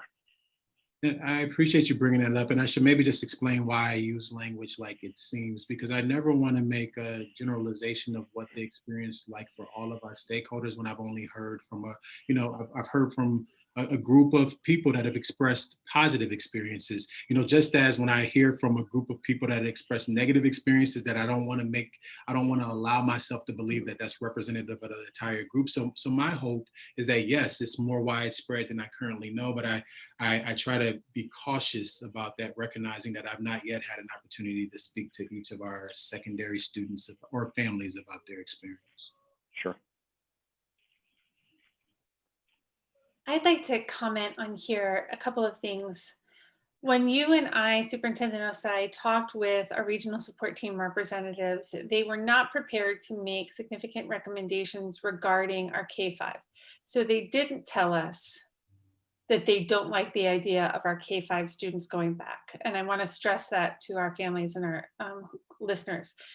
And so, given that they are taking seriously the cases in the rise in numbers at the secondary level, I appreciate the fact that they didn't give us that advice. And I take that to mean that we are still good with sending our elementary students back, both for their sakes, in terms of their own safety, but that of the staff who is attending to them as well. And so with respect to this last bullet point, developing the Learning Academy and moving to a full day schedule for K-5, I just want to say I completely respect that long list of to-dos that there are attendant to these plans, but I just would like to stress that time is of the essence here, because we don't know what's going to be happening in 2 months or 3 months. We know that it seems pretty safe, relatively speaking, right now to get these students back in the building, and we can't promise that it looks that way come Christmas time, or the winter break, I should say. So I want to seize the opportunity to get our students as much in-person time as possible now. So I would respectfully request to the leadership team that we move on this as quickly as is feasible, so that we are getting our students the most time we can in front of their teachers and with their classmates. And I would just echo some of the concerns that you have been hearing. I do have an elementary age child, and I am growing concerned about the limited amount of time that she is having with her teacher and her colleagues or her classmates. And so the longer this goes on, the more I worry about how easily we'll be able to come back. So that's my comment on that. Does anybody else have anything they want to share here? I do.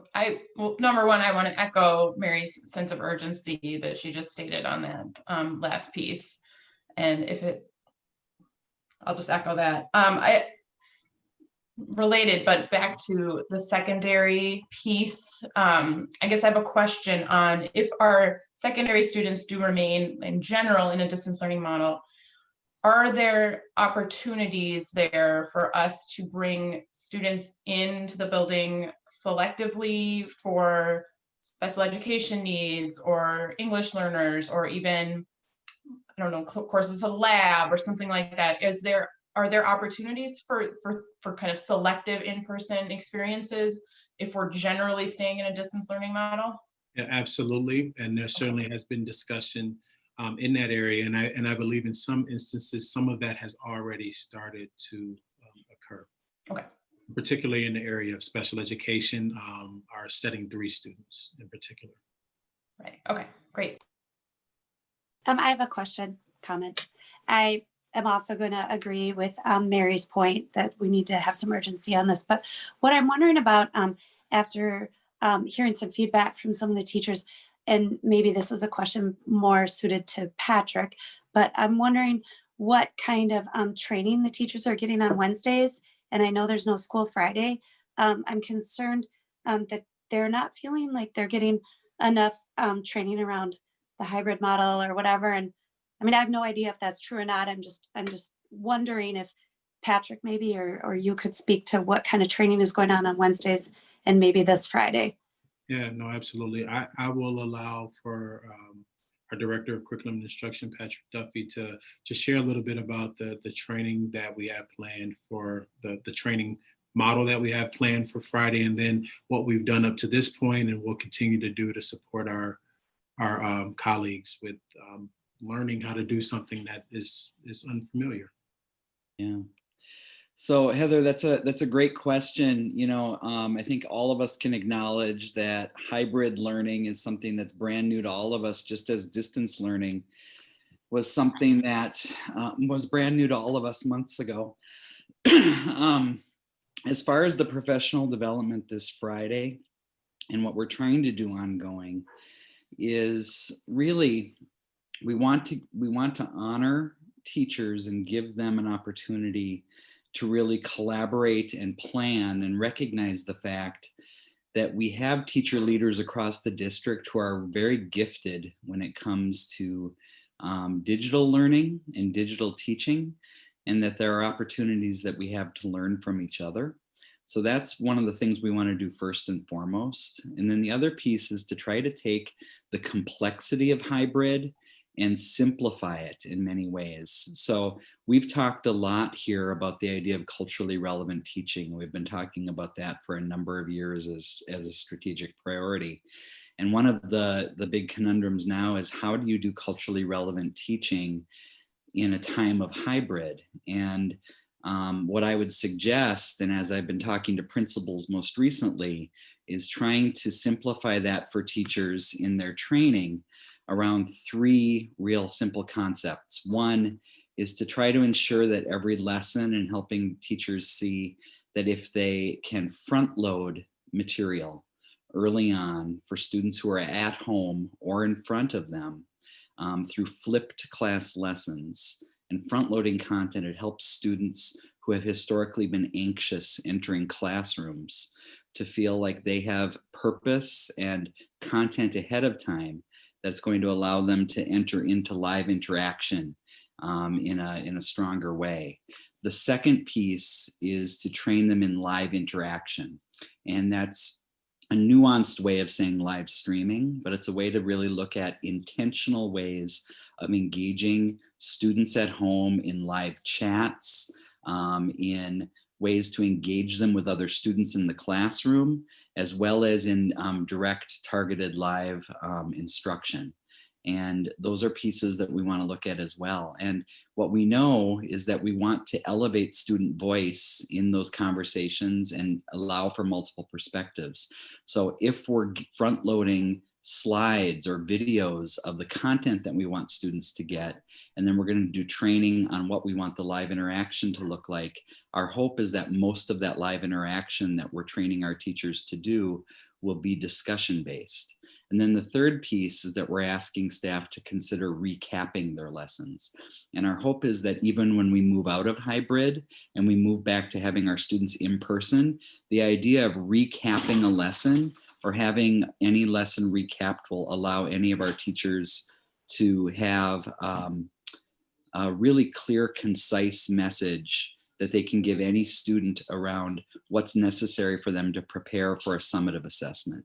So those are sort of the 3 big pieces. I would say front loading with flipped lessons, live interaction, and then recapping. And our hope this Friday during professional development time is to give some really targeted collaboration time early in the morning for grade level teams and for departments to start the day, to really look at how do we want to plan lessons as we transition into a hybrid model or as we continue to plan for distance learning. And then how do we start working at our own pace, knowing and recognizing that all of us are in different places as digital learners, and we want to give time for that as well. So, and I would say our principals every Wednesday, to your other question, every Wednesday are starting front loading or ending the day with staff meetings that include professional development and work around instructional work as well. And they're providing time and asking staff to engage in collaborative action research for equity. So we're trying to do a lot, and then also recognizing that we also need to give teachers time to plan. I can't be all professional development. So it's a challenge. I have a kind of a question that maybe piggybacks on that just a little bit, and that's about, to a lesser degree, a lot of comments we've heard from parents have been from elementary and from, in particular, Park Spanish immersion, but we've been hearing from parents from all levels, I think, and all sorts of backgrounds and needs and whatnot. But one of the things that I've heard specifically a little bit about some stuff at the middle school. For example, I have a kid at the middle school, so it's closer to me, and I can relate to that and what the kids are going through. And less of a personal issue that I've been having or my son's been having, but I've heard a little bit about some students feeling like the current schedule is sort of not rigorous enough, or they're not getting enough activity. And to me, that sounds like more of an issue that maybe should be addressed with some of the teachers or with the administration, with the principals there at the schools, just to verify what kids are supposed to be doing in terms of those kinds of things. But I didn't know if there was anything else that we've been considering in terms of modifying anything at the secondary level in terms of the schedules or anything.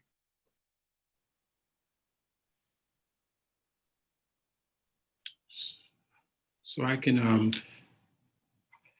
at this point, I'm not aware of any conversation to modify the schedule, but I know particularly at the middle school that the Guiding Coalition comes together weekly to talk about the instructional opportunities that they're providing students and working with one another to, continue to refine their practice at a site level to ensure students are engaged. So I will, I'll bring this feedback up to our middle school leadership team and just share that there is possible interest from at least some stakeholders that you. Right. It wasn't an overwhelming message, but I did hear it from at least a couple of parents, and so I just wanted to pass that along. Dr. Duffy, I was also thinking, hearing you describe what our teachers and staff are going to be learning about on Friday and what they're hearing from their site leaders on Wednesdays. I'm wondering if we could request that the principals share some of that information with their communities, maybe in their weekly newsletters or something. I think that parents would be grateful to hear how their teachers are being trained right now under this new model and this new way of teaching. And I also know that we have heard from several families who feel at the elementary level that there's still some confusion regarding what their children are supposed to be doing or engaged in on their at-home days under the hybrid model. So I think my fellow board members can shake their head or nod at me if they're hearing the same, okay, I'm getting nods, hearing the same thing about just some clarity needed for what Mondays and Tuesdays are supposed to look like, or the obligations are for a kid that's showing up on Thursdays and Fridays, for example. So if we could pass that along, I would be grateful. Okay, any other questions or concerns?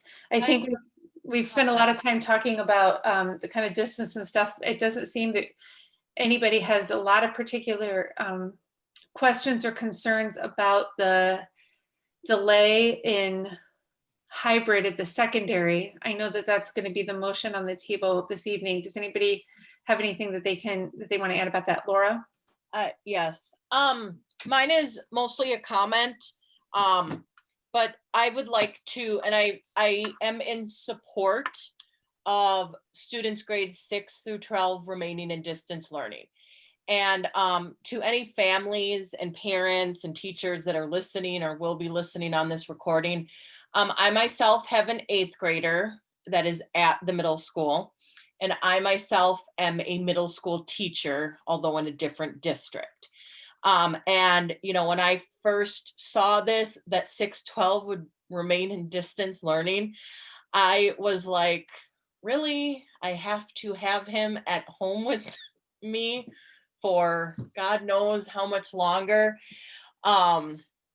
And I want my nephew to go back. I know that there are a lot of parents and families that want their middle school and their high school kids.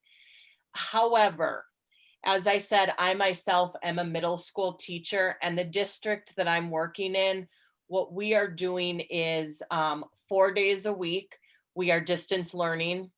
And so, I have my science classes that I go through and, give them the distance learning lessons. And then the 1 day a week that we are in person, I am only with 18 students in a pod for the entire day. And they are getting academic support time, and they are getting, we do some SEL lessons, some college and career readiness. We eat lunch together, we have recess together, and they do not interact with any other pod. And as much as I even love that 1 day, getting middle schoolers to social distance, even though I'm in a science lab, it is so difficult, and it's very hard to ask them not to, because they are so social, and that is the age that they're at. I know that we heard a lot from, I think, secondary teachers. If I were to, even if it was split in half, in-person hybrid that we proposed back in August, I would still see about 70, 75 students a day that would be moving through my classroom, that I would interact. They would then be interacting with how many others. I'm sure there's a pure permutation or some sort of fancy calculus equation that would show the number of interactions, even if they are 6 feet apart in a classroom. It's just not feasible if we are really thinking about keeping kids safe. Obviously, in the elementary model, it is much more easier to isolate those pods because it's the teacher and the number of kids that are in that classroom. And so from a parent perspective, the distance learning is light years ahead of what was happening in the spring for the secondary level. And, it's not what anyone, wishes if we all had our way, but I think that it is the most realistic scenario that we have right now, especially looking at the numbers that Superintendent Osai shared with us about the middle and the high school confirmed cases. So I just wanted to offer that perspective because I know that there was disappointment as some people are watching this because I felt it myself. But I want my middle schooler to make it to high school. So, I'm trying to be realistic about that.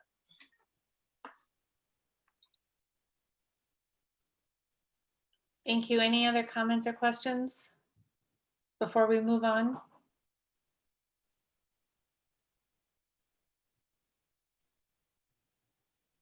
Anne. I have a question for the board, I guess, which is, we have a few other things on our agenda before the action item for this recommendation.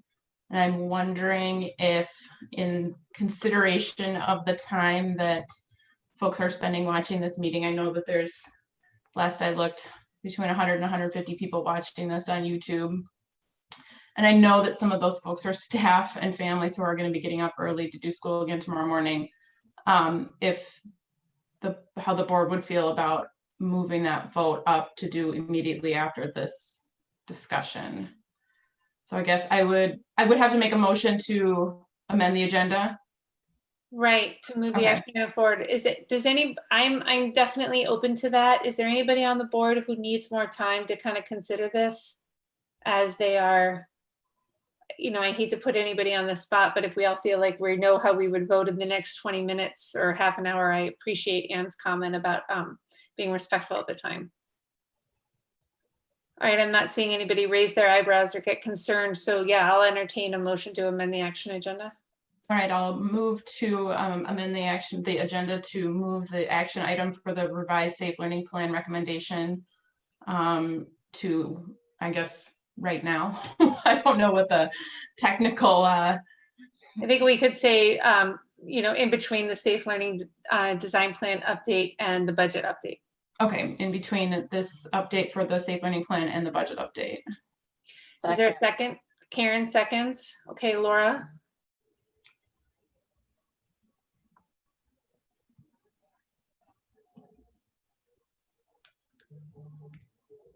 You're trying You're muted, Laura. Sorry, I muted myself.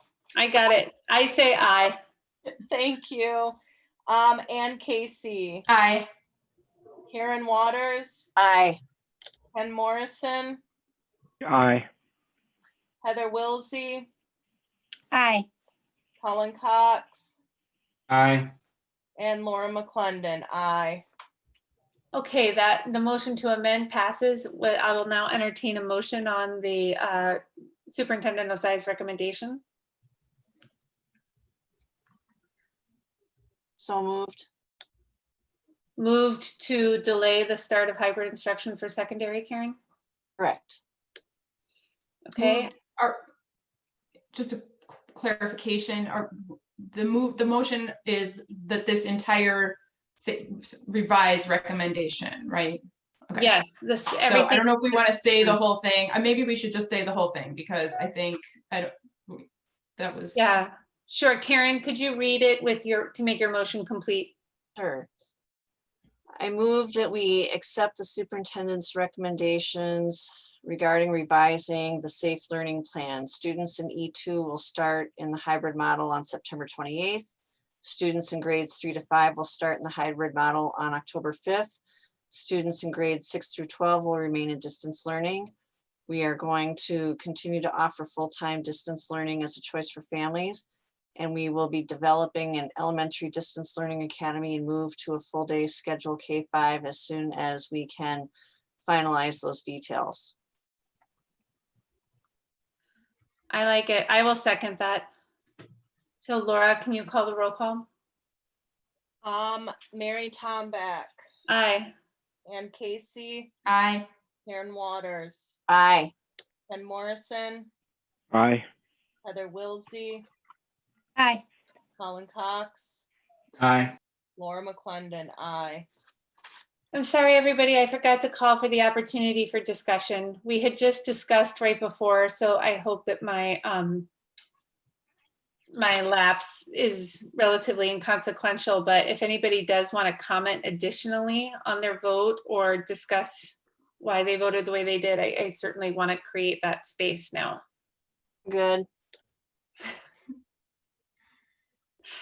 All right, well, I will. I was just going to echo how I just appreciate how hard administration is working on this. And I think that the superintendent did a nice job outlining as much as he possibly could. And I know that this even probably just scratches the surface of all the kinds of conversations, discussions, emails that we've gotten, all of those things, and just really appreciated that. And that fills me with confidence about sort of the directions that we're leaning, and that we have other opportunities to continue to refine this model as we continue on the next few weeks. I would just echo those notes of appreciation to everyone that has worked hard to revise these recommendations. And I want to give a special shout out to all of the people that have provided us feedback, especially our teachers and our secondary staff. I hope I hope that everybody who has reached out to us can trust that they are being heard right now. I hope that this presentation and this discussion reflects that. I'm very, very hopeful that more people will be attending Superintendent Osai's upcoming listening session. There's not a board listening session, but board members are paying attention to what is being discussed. And please let people know that they should be continuing to give us feedback and continue to send your emails. And please implore your communities to do the same, particularly your communities that include folks who are traditionally our more marginalized learners. So our English language learning families, our Black, Indigenous, families of color. Our feedback has been overwhelmingly from white parents thus far. And we need the voices of our entire community as we make these decisions. So with that, I'll just say good night to the lot of people who may be turning off of YouTube right now. And thank you again, Superintendent Osai and staff. Okay, so next up is the budget related items update from Director of Business Services, Patricia Magnuson.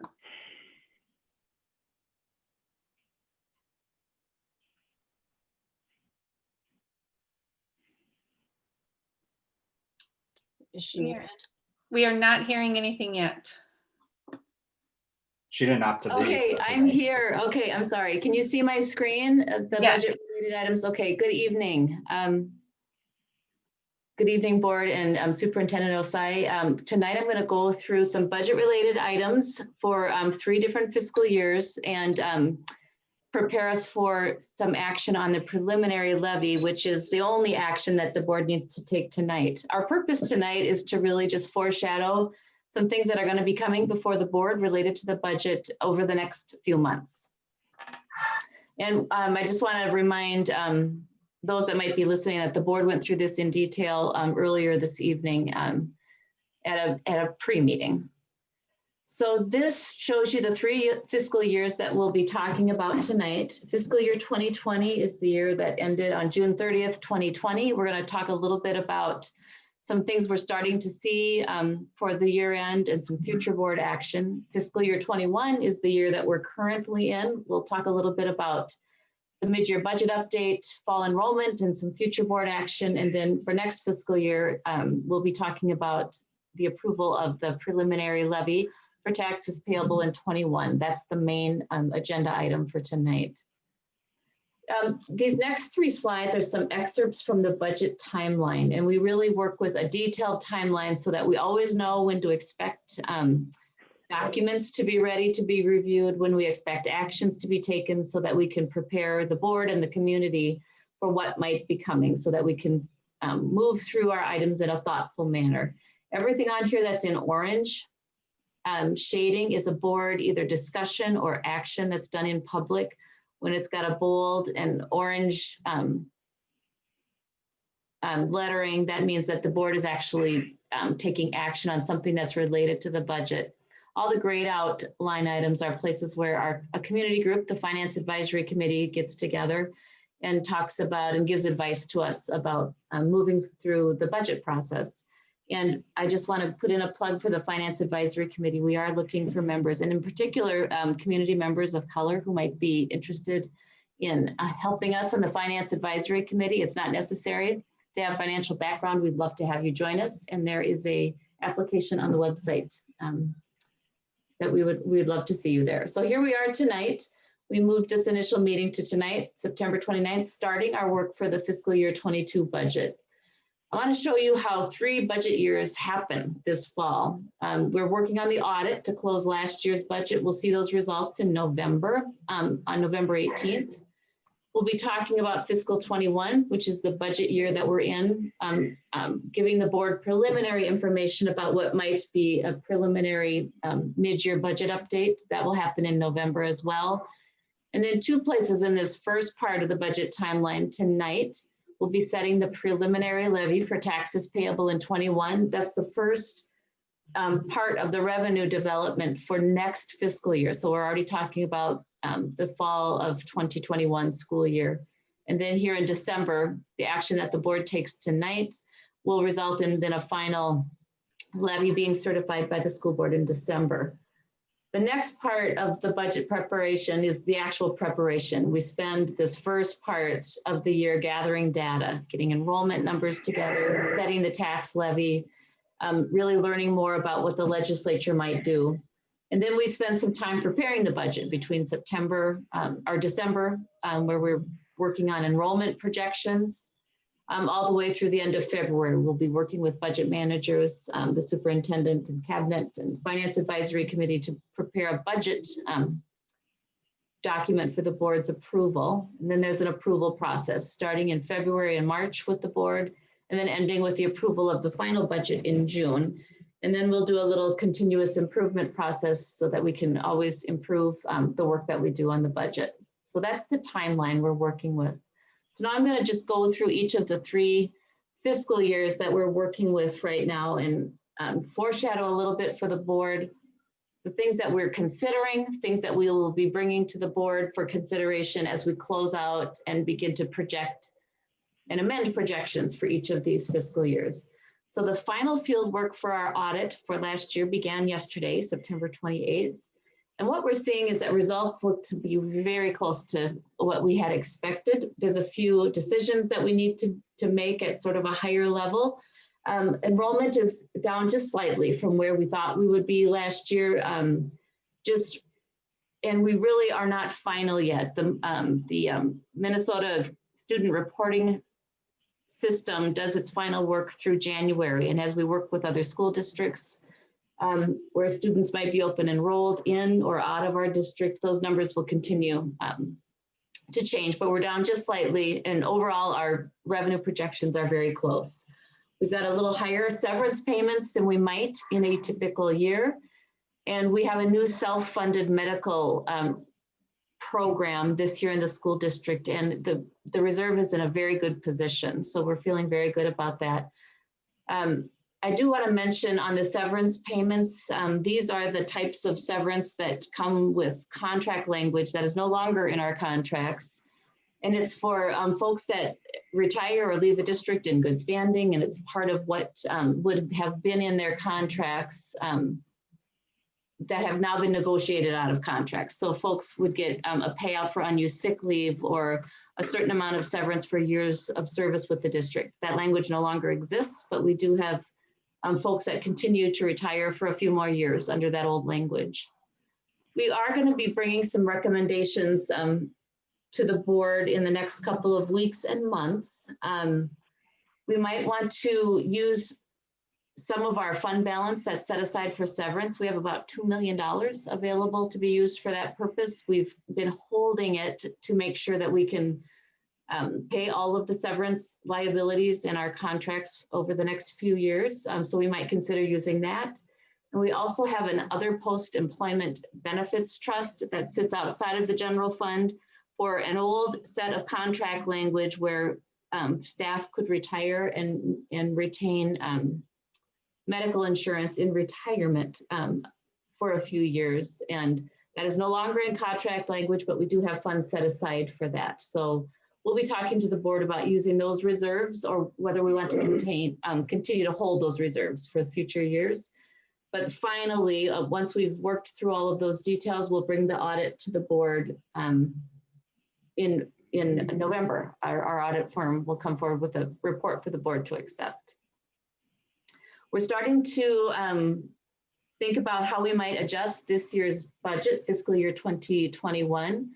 A couple of things have happened as a result of COVID-19. The Department of Education and the governor's orders allow school districts to release fund reserves that might not otherwise be able to be used for general operations. One of them is we have a reserve for early childhood family education inside the community ed budget. We might ask that the board consider releasing that into regular community education. So for youth programs, adult programming, not for general fund items. We have a basic skills reserve in the general fund of about $860,000. We might consider releasing that into the general fund for just general use.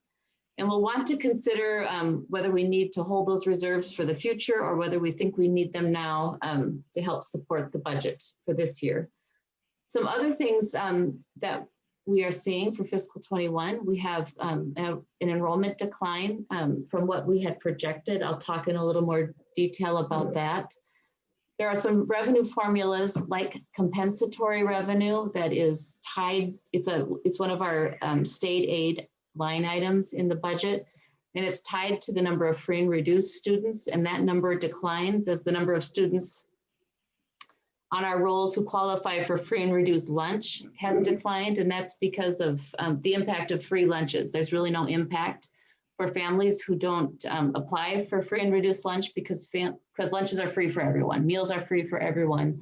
And we really are hoping that our families will continue to apply for free and reduced lunch. Not only does it give them benefits to access other things like reduced fees for athletics, but it also helps us retain other revenue sources within the school district, like compensatory revenue. And for this fiscal year, we might also ask the board to consider making it a fund transfer to the school nutrition fund. They have taken a big hit in revenues as a result of the pandemic, and we might ask the board to consider a general fund transfer to school nutrition. We don't need to do anything about that now. It's just something we might consider. They will likely end fiscal year 2020 with a negative fund balance.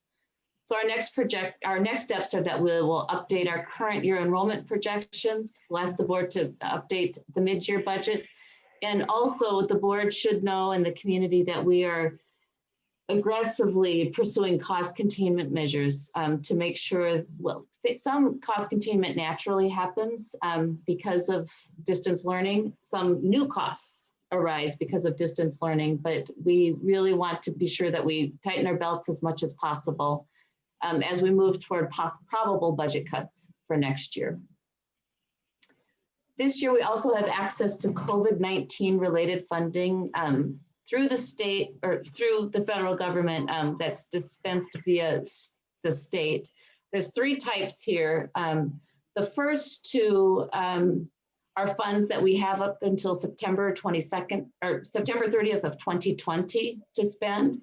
The third, the CRF funds, Coronavirus Relief Fund, we have 6 months to spend it. So the spending needs to occur between July 1st and December 30th. So we're really targeting that funding source for right now and may hold off on the other two funding sources because we will likely have expenses that continue for for quite a few months. This lays out those three types of funding. The first two that have a longer window to spend, we also have to share with our private school friends, private schools that exist in St. Louis Park School District boundaries. So we have to, private schools have to let us know that they want to participate, and nearly all of our private schools will be participating. So we will share the funding on a pupil basis with our private schools. And then coronavirus relief funds that must be spent, this $1.3 million must be spent by December 30th. Right now, and that does not need to be shared with private schools. That's for the public school district. We've got about $1 million worth of spending already under our belts or under strong consideration. We're waiting for approval from the Department of Education for a lot of that. So it's things like personal protective equipment, masks and face shields, and the protection around our front entrances, the plexiglass shields around front entrances. It's adjustments to transportation, all of the things that we're doing for delivering meals has an added cost to the budget. Additional substitute teachers so that we can have some consistent substitute teachers in this time. Additional custodial staff to help us address all of our cleaning needs. Additional cleaning supplies and cleaning equipment. It's all of those types of things. We will have no problem spending those funds, but we're trying to do them very mindfully and make sure that we have approval that they qualify for this funding. I want to talk a little bit about where we're at with enrollment for fiscal year 21. This snapshot of enrollment is as of September 24th, so about Thursday or so of last week. We had 4,511 students enrolled in the public schools. And the important thing for us to see is that that is down. What this chart shows is the variance from what we had projected. So we are 132 students down from projection. And the way this coloring system works is if it's red, it's 3 or more students below projection. If it's green, that grade level at that site is 3 or more students above projection. So you can see that with 132 students down from projections K-12, about half of that, 64 students, are at kindergarten. And then they're at various sites throughout the district. The board should know this is what is commonly being seen across the state of Minnesota. And I'm in conversation constantly with our colleagues across the state, and in particular, colleagues in the West Metro area. And this is very usual for districts. It's not, it doesn't make it any better or doesn't make us happy about this. We'd like to see the numbers continue to be robust. And we're not really sure. We've got a lot of opinions or, about why this might be and why we might recover in enrollment next year. But what we will be doing is trying especially to connect with kindergarten students that whose families might have made a choice to either hold back their students or attend somewhere else, to try to make sure that we bring them back either for kindergarten or back in at first grade. We'll know more about that, which families chose other public school districts, what families might have chosen private school or just held back for a year. And we'll bring that data to the board in a usual presentation that we do in December. But as we learn more, we'll do all that we can to keep our St. Louis Park families here in our school district. Back in June, when we adopted the budget, we asked the board to adopt a budget that didn't reflect what we were guessing might be the impact of the pandemic. But we did foreshadow for the board what we thought could happen to the budget. So that's what's in this middle column. We had thought we'd have a decline in students. We thought that the state might prorate our aid or hold back some state aid in an effort to balance the state's budget. We thought that there might be some uncollectible taxes as folks' ability, businesses and property owners' ability to pay taxes on their properties might go down. So we thought that we could stand to lose about $2.1 million as a result of the pandemic, which would have dropped our fund balance to 10.95%, which still is well above our 6% board policy, but it is an unbalanced budget, a deficit spending budget that we would want to try to avoid. Here's what we know so far. We've lost 64 kindergarten students, or our numbers are lower than projected. We haven't lost these students. It's lower than projected by 64 students and then 68 students in grades 1 through 12. I have not heard anything about state aid proration, and at this point, I'd be a little surprised if that happened, but this is the year of surprises, I guess. So I've put nothing in there yet. We don't know any more about that. And we haven't seen any activity in uncollectible taxes, but again, that could still occur. So to date, of what we foreshadowed might be 2 million. It looks like we are down in could be down in revenue by about $1 million. So it could be that when we do the mid-year budget update for the board, that we would have a fund balance dropping to 12.6%. And we're requesting, while we will be implementing cost containment, we're requesting that we don't make it into a budget cutting process for this year, that we do that very thoughtfully as we build our way toward next year. So then that takes us to next year's budget. Here's what we're thinking about. And projecting enrollment this year will be, every year is unique, but this one is going to be a situation we haven't had before. How will we project kindergarten? We're thinking about, do all those kindergartners come back next year? Or have families just held back? They'll be back next year. Will they try to go to first grade because they've had kindergarten somewhere else? Will our cohort survival look the same as one with that? It's a statistical method that moves a grade from one year to the next.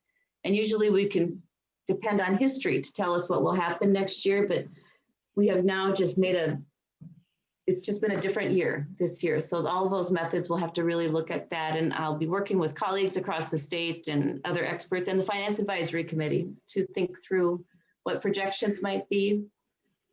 We'll be thinking through what we might project for compensatory revenue, for instance, or other revenues that are tied to the number of students who qualify for free and reduced lunch. And because lunch is free, those numbers have dropped. And so that begins to impact revenue in lots of places.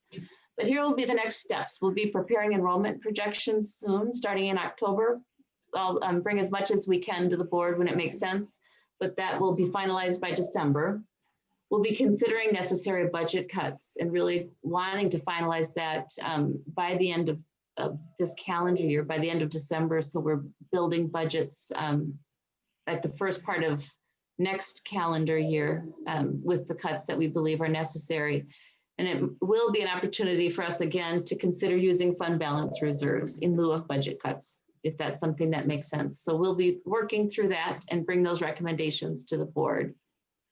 So then I'm going to just run through the preliminary levy. This is the item that we do need action on tonight. We're going to be asking the board to set the levy at maximum, which is what we normally do in this district, and as do about 98% of districts across Minnesota.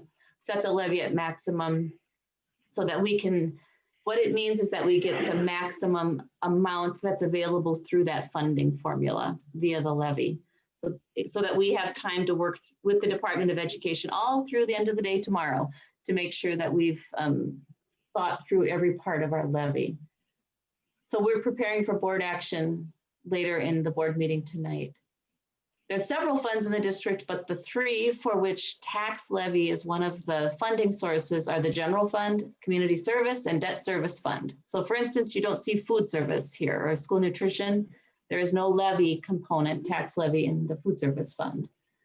So what we're looking at tonight is an increase in the tax levy of $398,000. So that's how much the tax levy would be going up. There's one adjustment we're looking at in the debt service fund that will increase the number by about $160,000.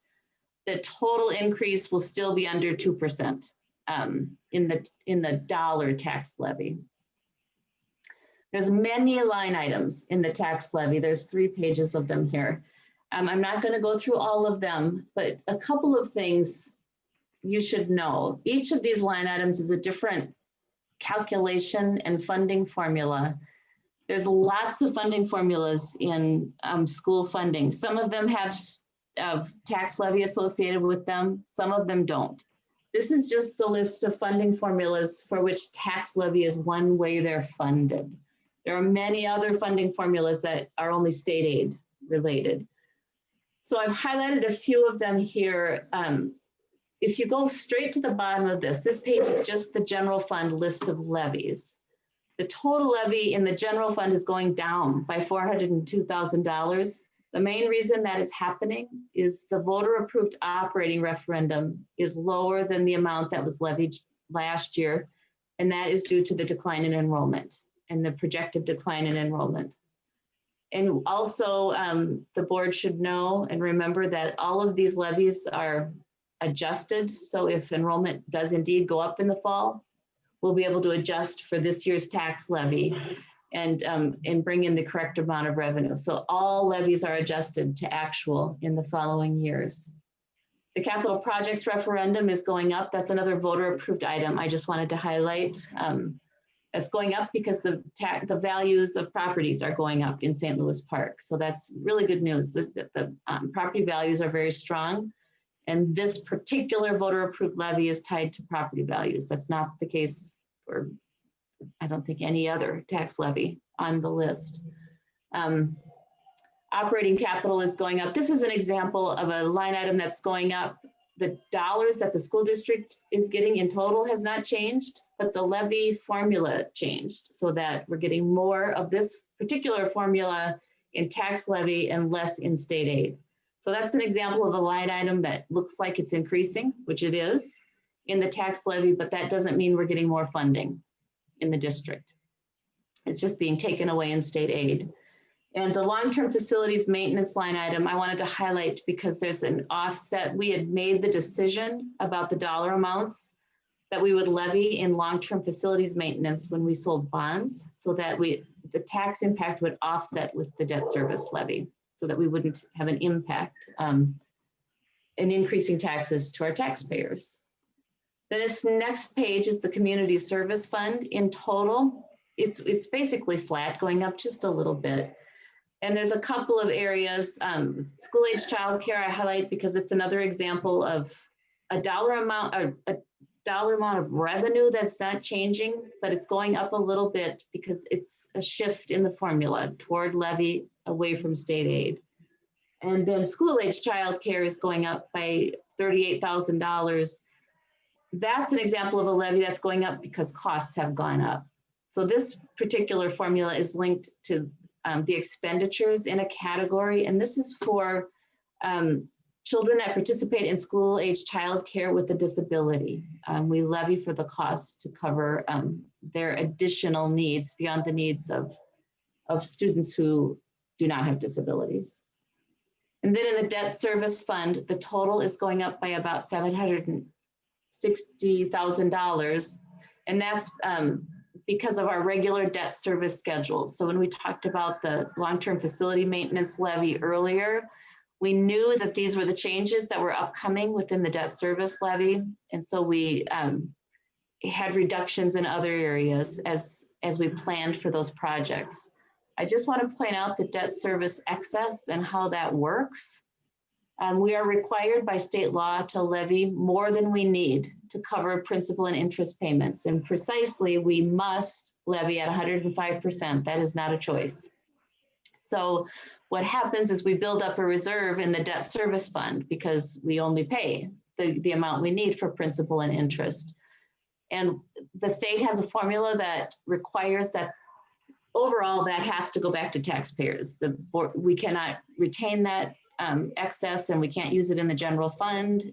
We can't buy teachers. We can't do anything else with it but pay it back to taxpayers if it's not needed. And so the state has a built-in mechanism to reduce the levy, allowing us to keep some fund balance. So this is the line item when I said we're talking about retaining part of this reduction in the levy, and that will cause the debt service levy to go up a little more. So I anticipate that happening. And our strategy is to keep our taxes as flat as possible so that if we have other levies that might go up, for instance, if enrollment goes back up and the operating referendum jumps back up next year, we have a mechanism to reduce that tax impact. So this is what we anticipate happening. Our total levy is going to go up by less than 2%. Even with that adjustment I talked about, it'll be maybe 1.6%. So we take the total levy and then we divide it by the total value of all the properties within St. Louis Park School District. And those values are going up in total by 5 or 6%. And that numerator of less than 2% divided by a denominator growing by 5 or 6% means that our tax rate is going down. It's very clear that our tax rate will be going down again this year. Now, a particular homeowner's property value might go up a lot faster than 5 or 6%. So even a declining tax rate with a really sharply increasing property value might result in higher taxes, but the rates are going down. For this year, we'll have more information about that in December. So here's what happens. The board tonight will be asking to approve the preliminary levy at maximum. That sets off our reporting to Hennepin County and the Department of Education, the dollar amount, and that maximum is our board's choice. Then the county prepares parcel specific notices that are mailed out to homeowners. Those aren't invoices, those are just notices. So that if they are interested, property owners can come to the truth, or anybody can come to the Truth in Taxation meeting on December 14th to learn about the tax levy and the budget before the board certifies the final dollar levy that night. So I just want to display again, this is preliminarily where we're at. This number will be just a little bit higher. And we are asking the board to approve later this evening the pay 21 taxes, or the pay 21 tax levy at maximum.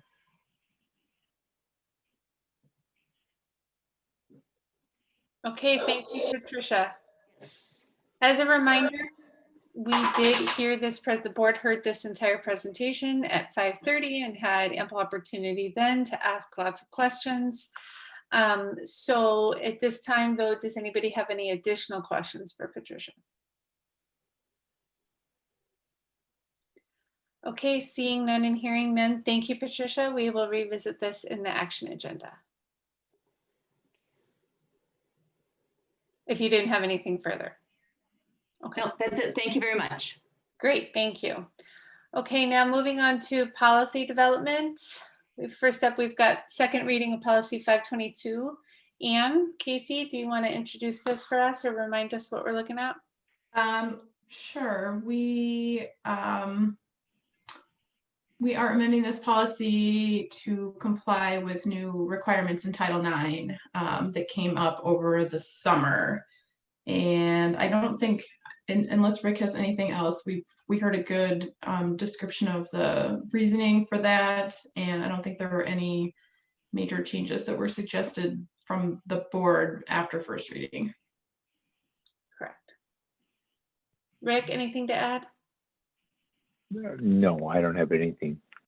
Okay, great.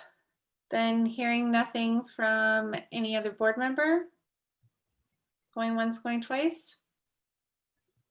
Okay, great. Policy development, third readings, which for those of you who may have watched the meeting 2 weeks ago, we forgot to put on the action agenda.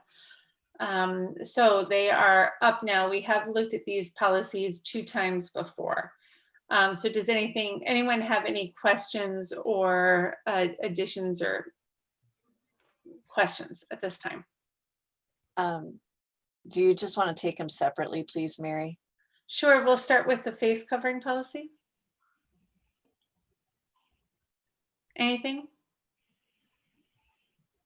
Okay, and then the gender inclusion policy. I will add that both of these policies have been put before the policy committee, which is comprised of Vice Chair Casey and Clerk McClendon and Director Wilsey. And so they have been through policy committee and before the board a couple of times. But Karen, I think you had something to add on the gender inclusion policy.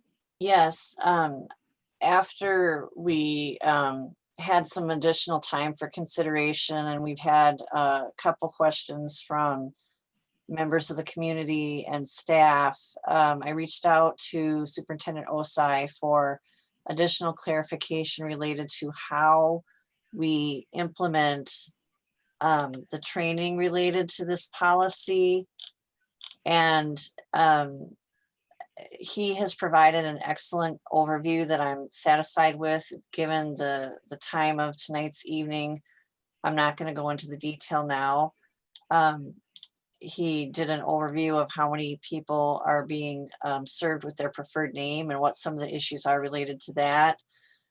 Gender neutral bathrooms at each site, locker room accommodations at this middle school and high school, and any other additional concerns raised by students or staff. So when we adopted this policy, we wanted to have this mechanism in place where we would look at it every single year, since it was so new in not only our community, but in the state and country as well. So at this time, I am satisfied with the progress that we're making. Thank you. Thank you, Karen, for highlighting the follow-up work that is being done on this so that we are ensuring that the policy is being implemented and carried out in the manner that which we all intended when it was enacted 2 years ago. So thank you. Okay, any other comments? Great, moving on. We have our consent agenda. Does anybody want to pull anything off of the consent agenda? Hearing none, seeing none. Is there a motion to approve the consent agenda? I'll move. Colin here. I'll second. It's Colin Suzanne. moves and seconds. Laura? Mary Tomback, Aye. Ann Casey, Aye. Karen Waters, Aye. Ken Morrison, Aye. Heather Wilsey, Aye. Colin Cox, Aye. Laura McClendon, aye. All right, great. Consent agenda passes 7-0. Moving on to the action agenda. We already did safe learning plan approval. So approval of 2020 preliminary levy payable 2021. It is recommended that the school board approve the 2020 preliminary levy payable in 2021 at maximum as presented. Is there a motion? So Colin move. Colin moves, Karen seconds. Any discussion? Other than our ongoing indebtedness to Patricia for her transparency and clarity. That was what I was going to say. Thank you, Patricia. Okay, Laura? Mary Tomback, Aye. Ann Casey, Aye. Karen Waters, Aye. Ken Morrison, Heather Wilsey, Aye. Colin Cox, Aye.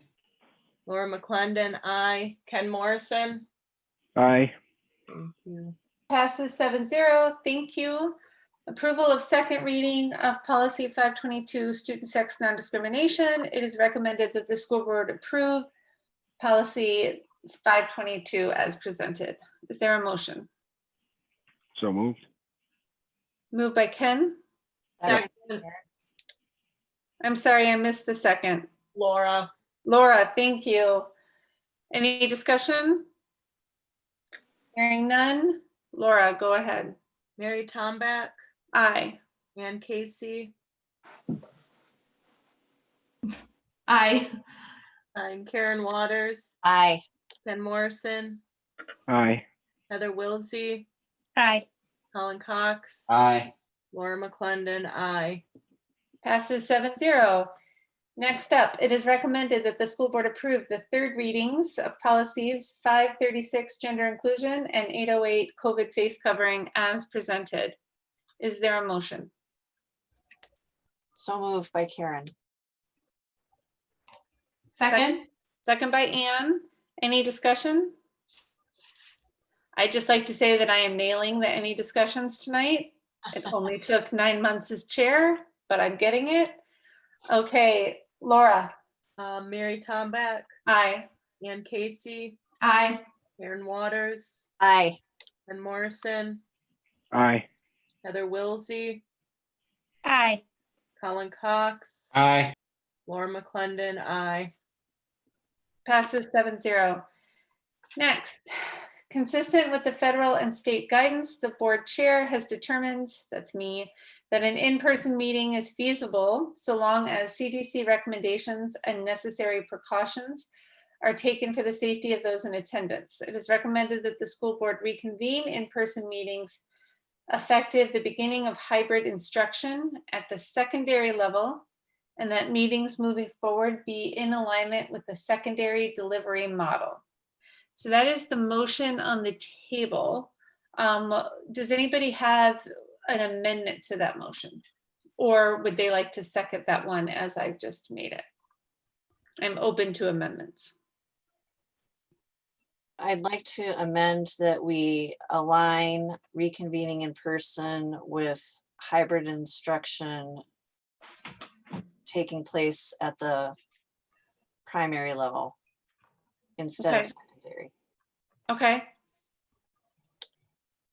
Does anybody want to second either of those motions? Well, can we do it like that? We need to second the amendment And then vote. and then go back to the motion. Okay. I can second Karen's, Director Waters' amendment. Is there any discussion? Is there any, debate or anybody want to take us back to the first one or discuss why they don't think we should go back with the elementary age students?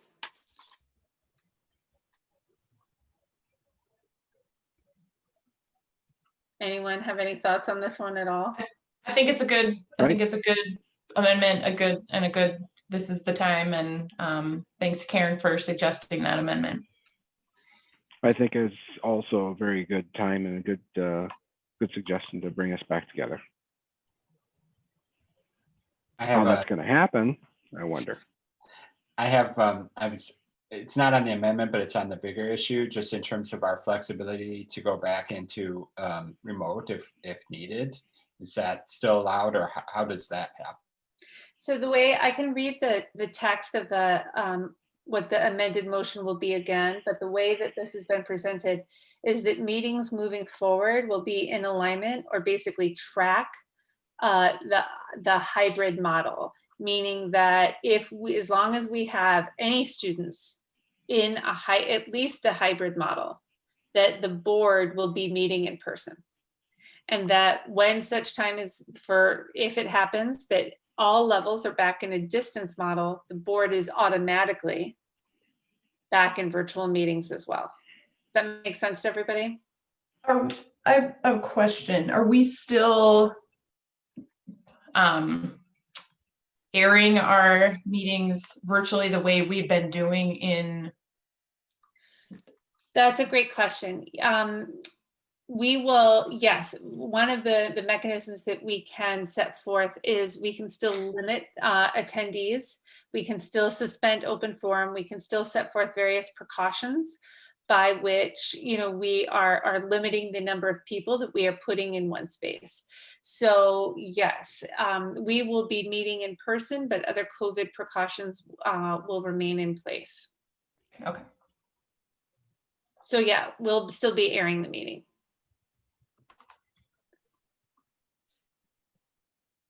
Okay, so I'm just going to repeat the motion on the table. Consistent with federal and state guidance, the board chair has determined that an in-person meeting is feasible so long as CDC recommendations and necessary precautions are taken place for the safety of those in attendance. It is recommended that the school board reconvene in-person meetings effective the beginning of hybrid instruction at any level in the district, and that meetings moving forward will be in alignment with the hybrid delivery model at any level. Nicely done. Yep. All right, so do we want to do roll call, Laura? Yeah, and this is roll call to amend the motion, not to actually approve the motion. No, this is No, Laura's right. Laura's right. Okay. It's 2 roll calls, sorry. Okay, roll call to amend first, the motion. Okay, Mary Tomback, Aye. Ann Casey, Aye. Ken Morrison, Aye. Karen Waters, Aye. Heather Wilsey, Aye. Colin Cox. Aye. Laura McClendon, aye. Passes 7-0. Now I will entertain a motion to approve the motion as amended. Second. I think Okay, you need to move, Karen. Oh, so, wait, I thought Mary, Oh, you did move. I moved. So Karen's seconding, and any further discussion? Okay, so roll call. Mary Tomback, Aye. Ann Casey, Aye. Karen Waters, aye. Ken Morrison, Heather Aye. Wilsey, Sorry, aye. aye. Heather Wilsey, Aye. Colin Cox, Aye. Laura McClendon, aye. Passes 7-0. Okay, I just want to say Robert's Rules of Order are hard enough, and it's just harder when we're not in person and we're trying to figure all this out over the screen with roll calls. So finally is the amendment to schedule school board meeting start time. It is recommended that the school board amend the start time of the remaining school board meeting dates approved at the organizational meeting on July 13th, 2020 to a 6:30 p.m. start time. I January, will, pardon me? you said July. I did? January. I am demonstrating for the public why we need to move start times up a little bit of our meetings, because we want to respect the late hours and the fact that we do have heavy agendas during this time. And we want to be respectful of our fellow board members, Superintendent Osai, of his entire cabinet who shows up to these meetings. And if we can get everybody done a little sooner, we want very much to be able to do that. So is there a motion to approve the? So moved, Heather. Not that Heather's enthusiastic at all about this amendment. I'm thrilled for your enthusiasm. Is there a second? Second, Ken. Second by Ken. Any discussion from anybody else? No. Okay, Laura. Mary Tomback, Aye. Ann Casey, Aye. Karen Waters, Aye. Ken Morrison, Aye. Heather Wilsey, Aye. Colin Cox, Aye. Laura McClendon, aye. Okay, we are now officially a 6:30 p.m. start time for school board meetings going forward. And All we right. will have our next meeting in person, correct? Yeah, so we'll be together at 6:30.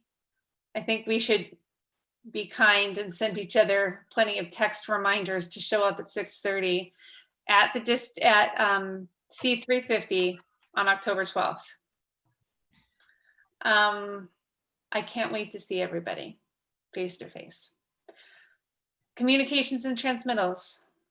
Just one brief one from Karen. I participated with the Early Childhood Advisory Committee monthly meeting last week.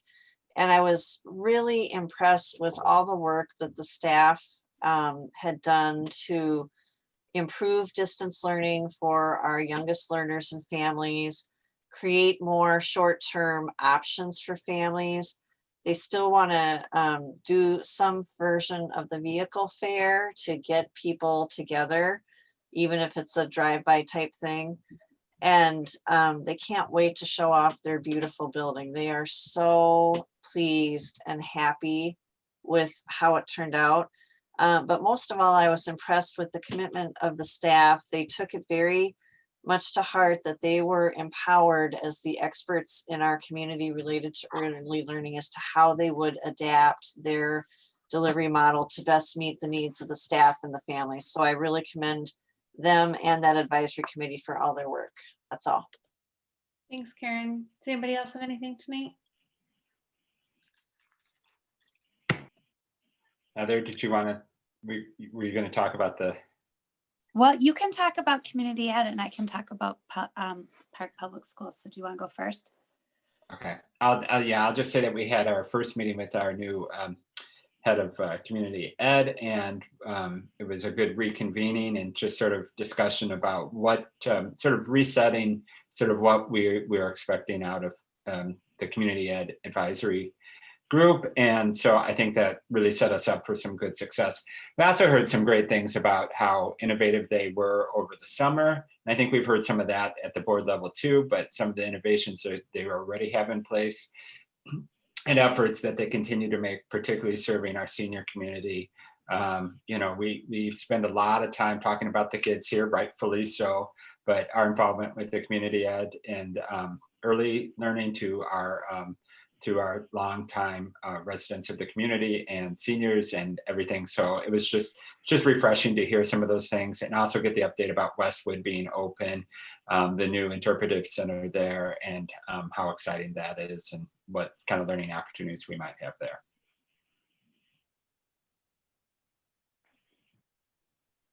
Yeah, I attend those board meetings with Colin too, and he did a great job summarizing it. So I will talk about, I'm on the board for the new name is Park Public Schools and Community Foundation Board. The two have merged and we've created one foundation. And they spent a lot of time talking about the collaboration that they're having with the schools and with community or Parks and Rec rather, to support ways to reach kids during this really weird time of the year of schooling. And the time out of school that kids are, ways to support that is kind of the mission that they're focused on at the present, as opposed to normally they do grants for particular classrooms, and that just isn't really a model that's working at this point. So yeah, they're collaborating with the schools and with Parks and Rec and community ed to create some other options and ways to donate. That's all. All right, thanks to you both. Anybody else?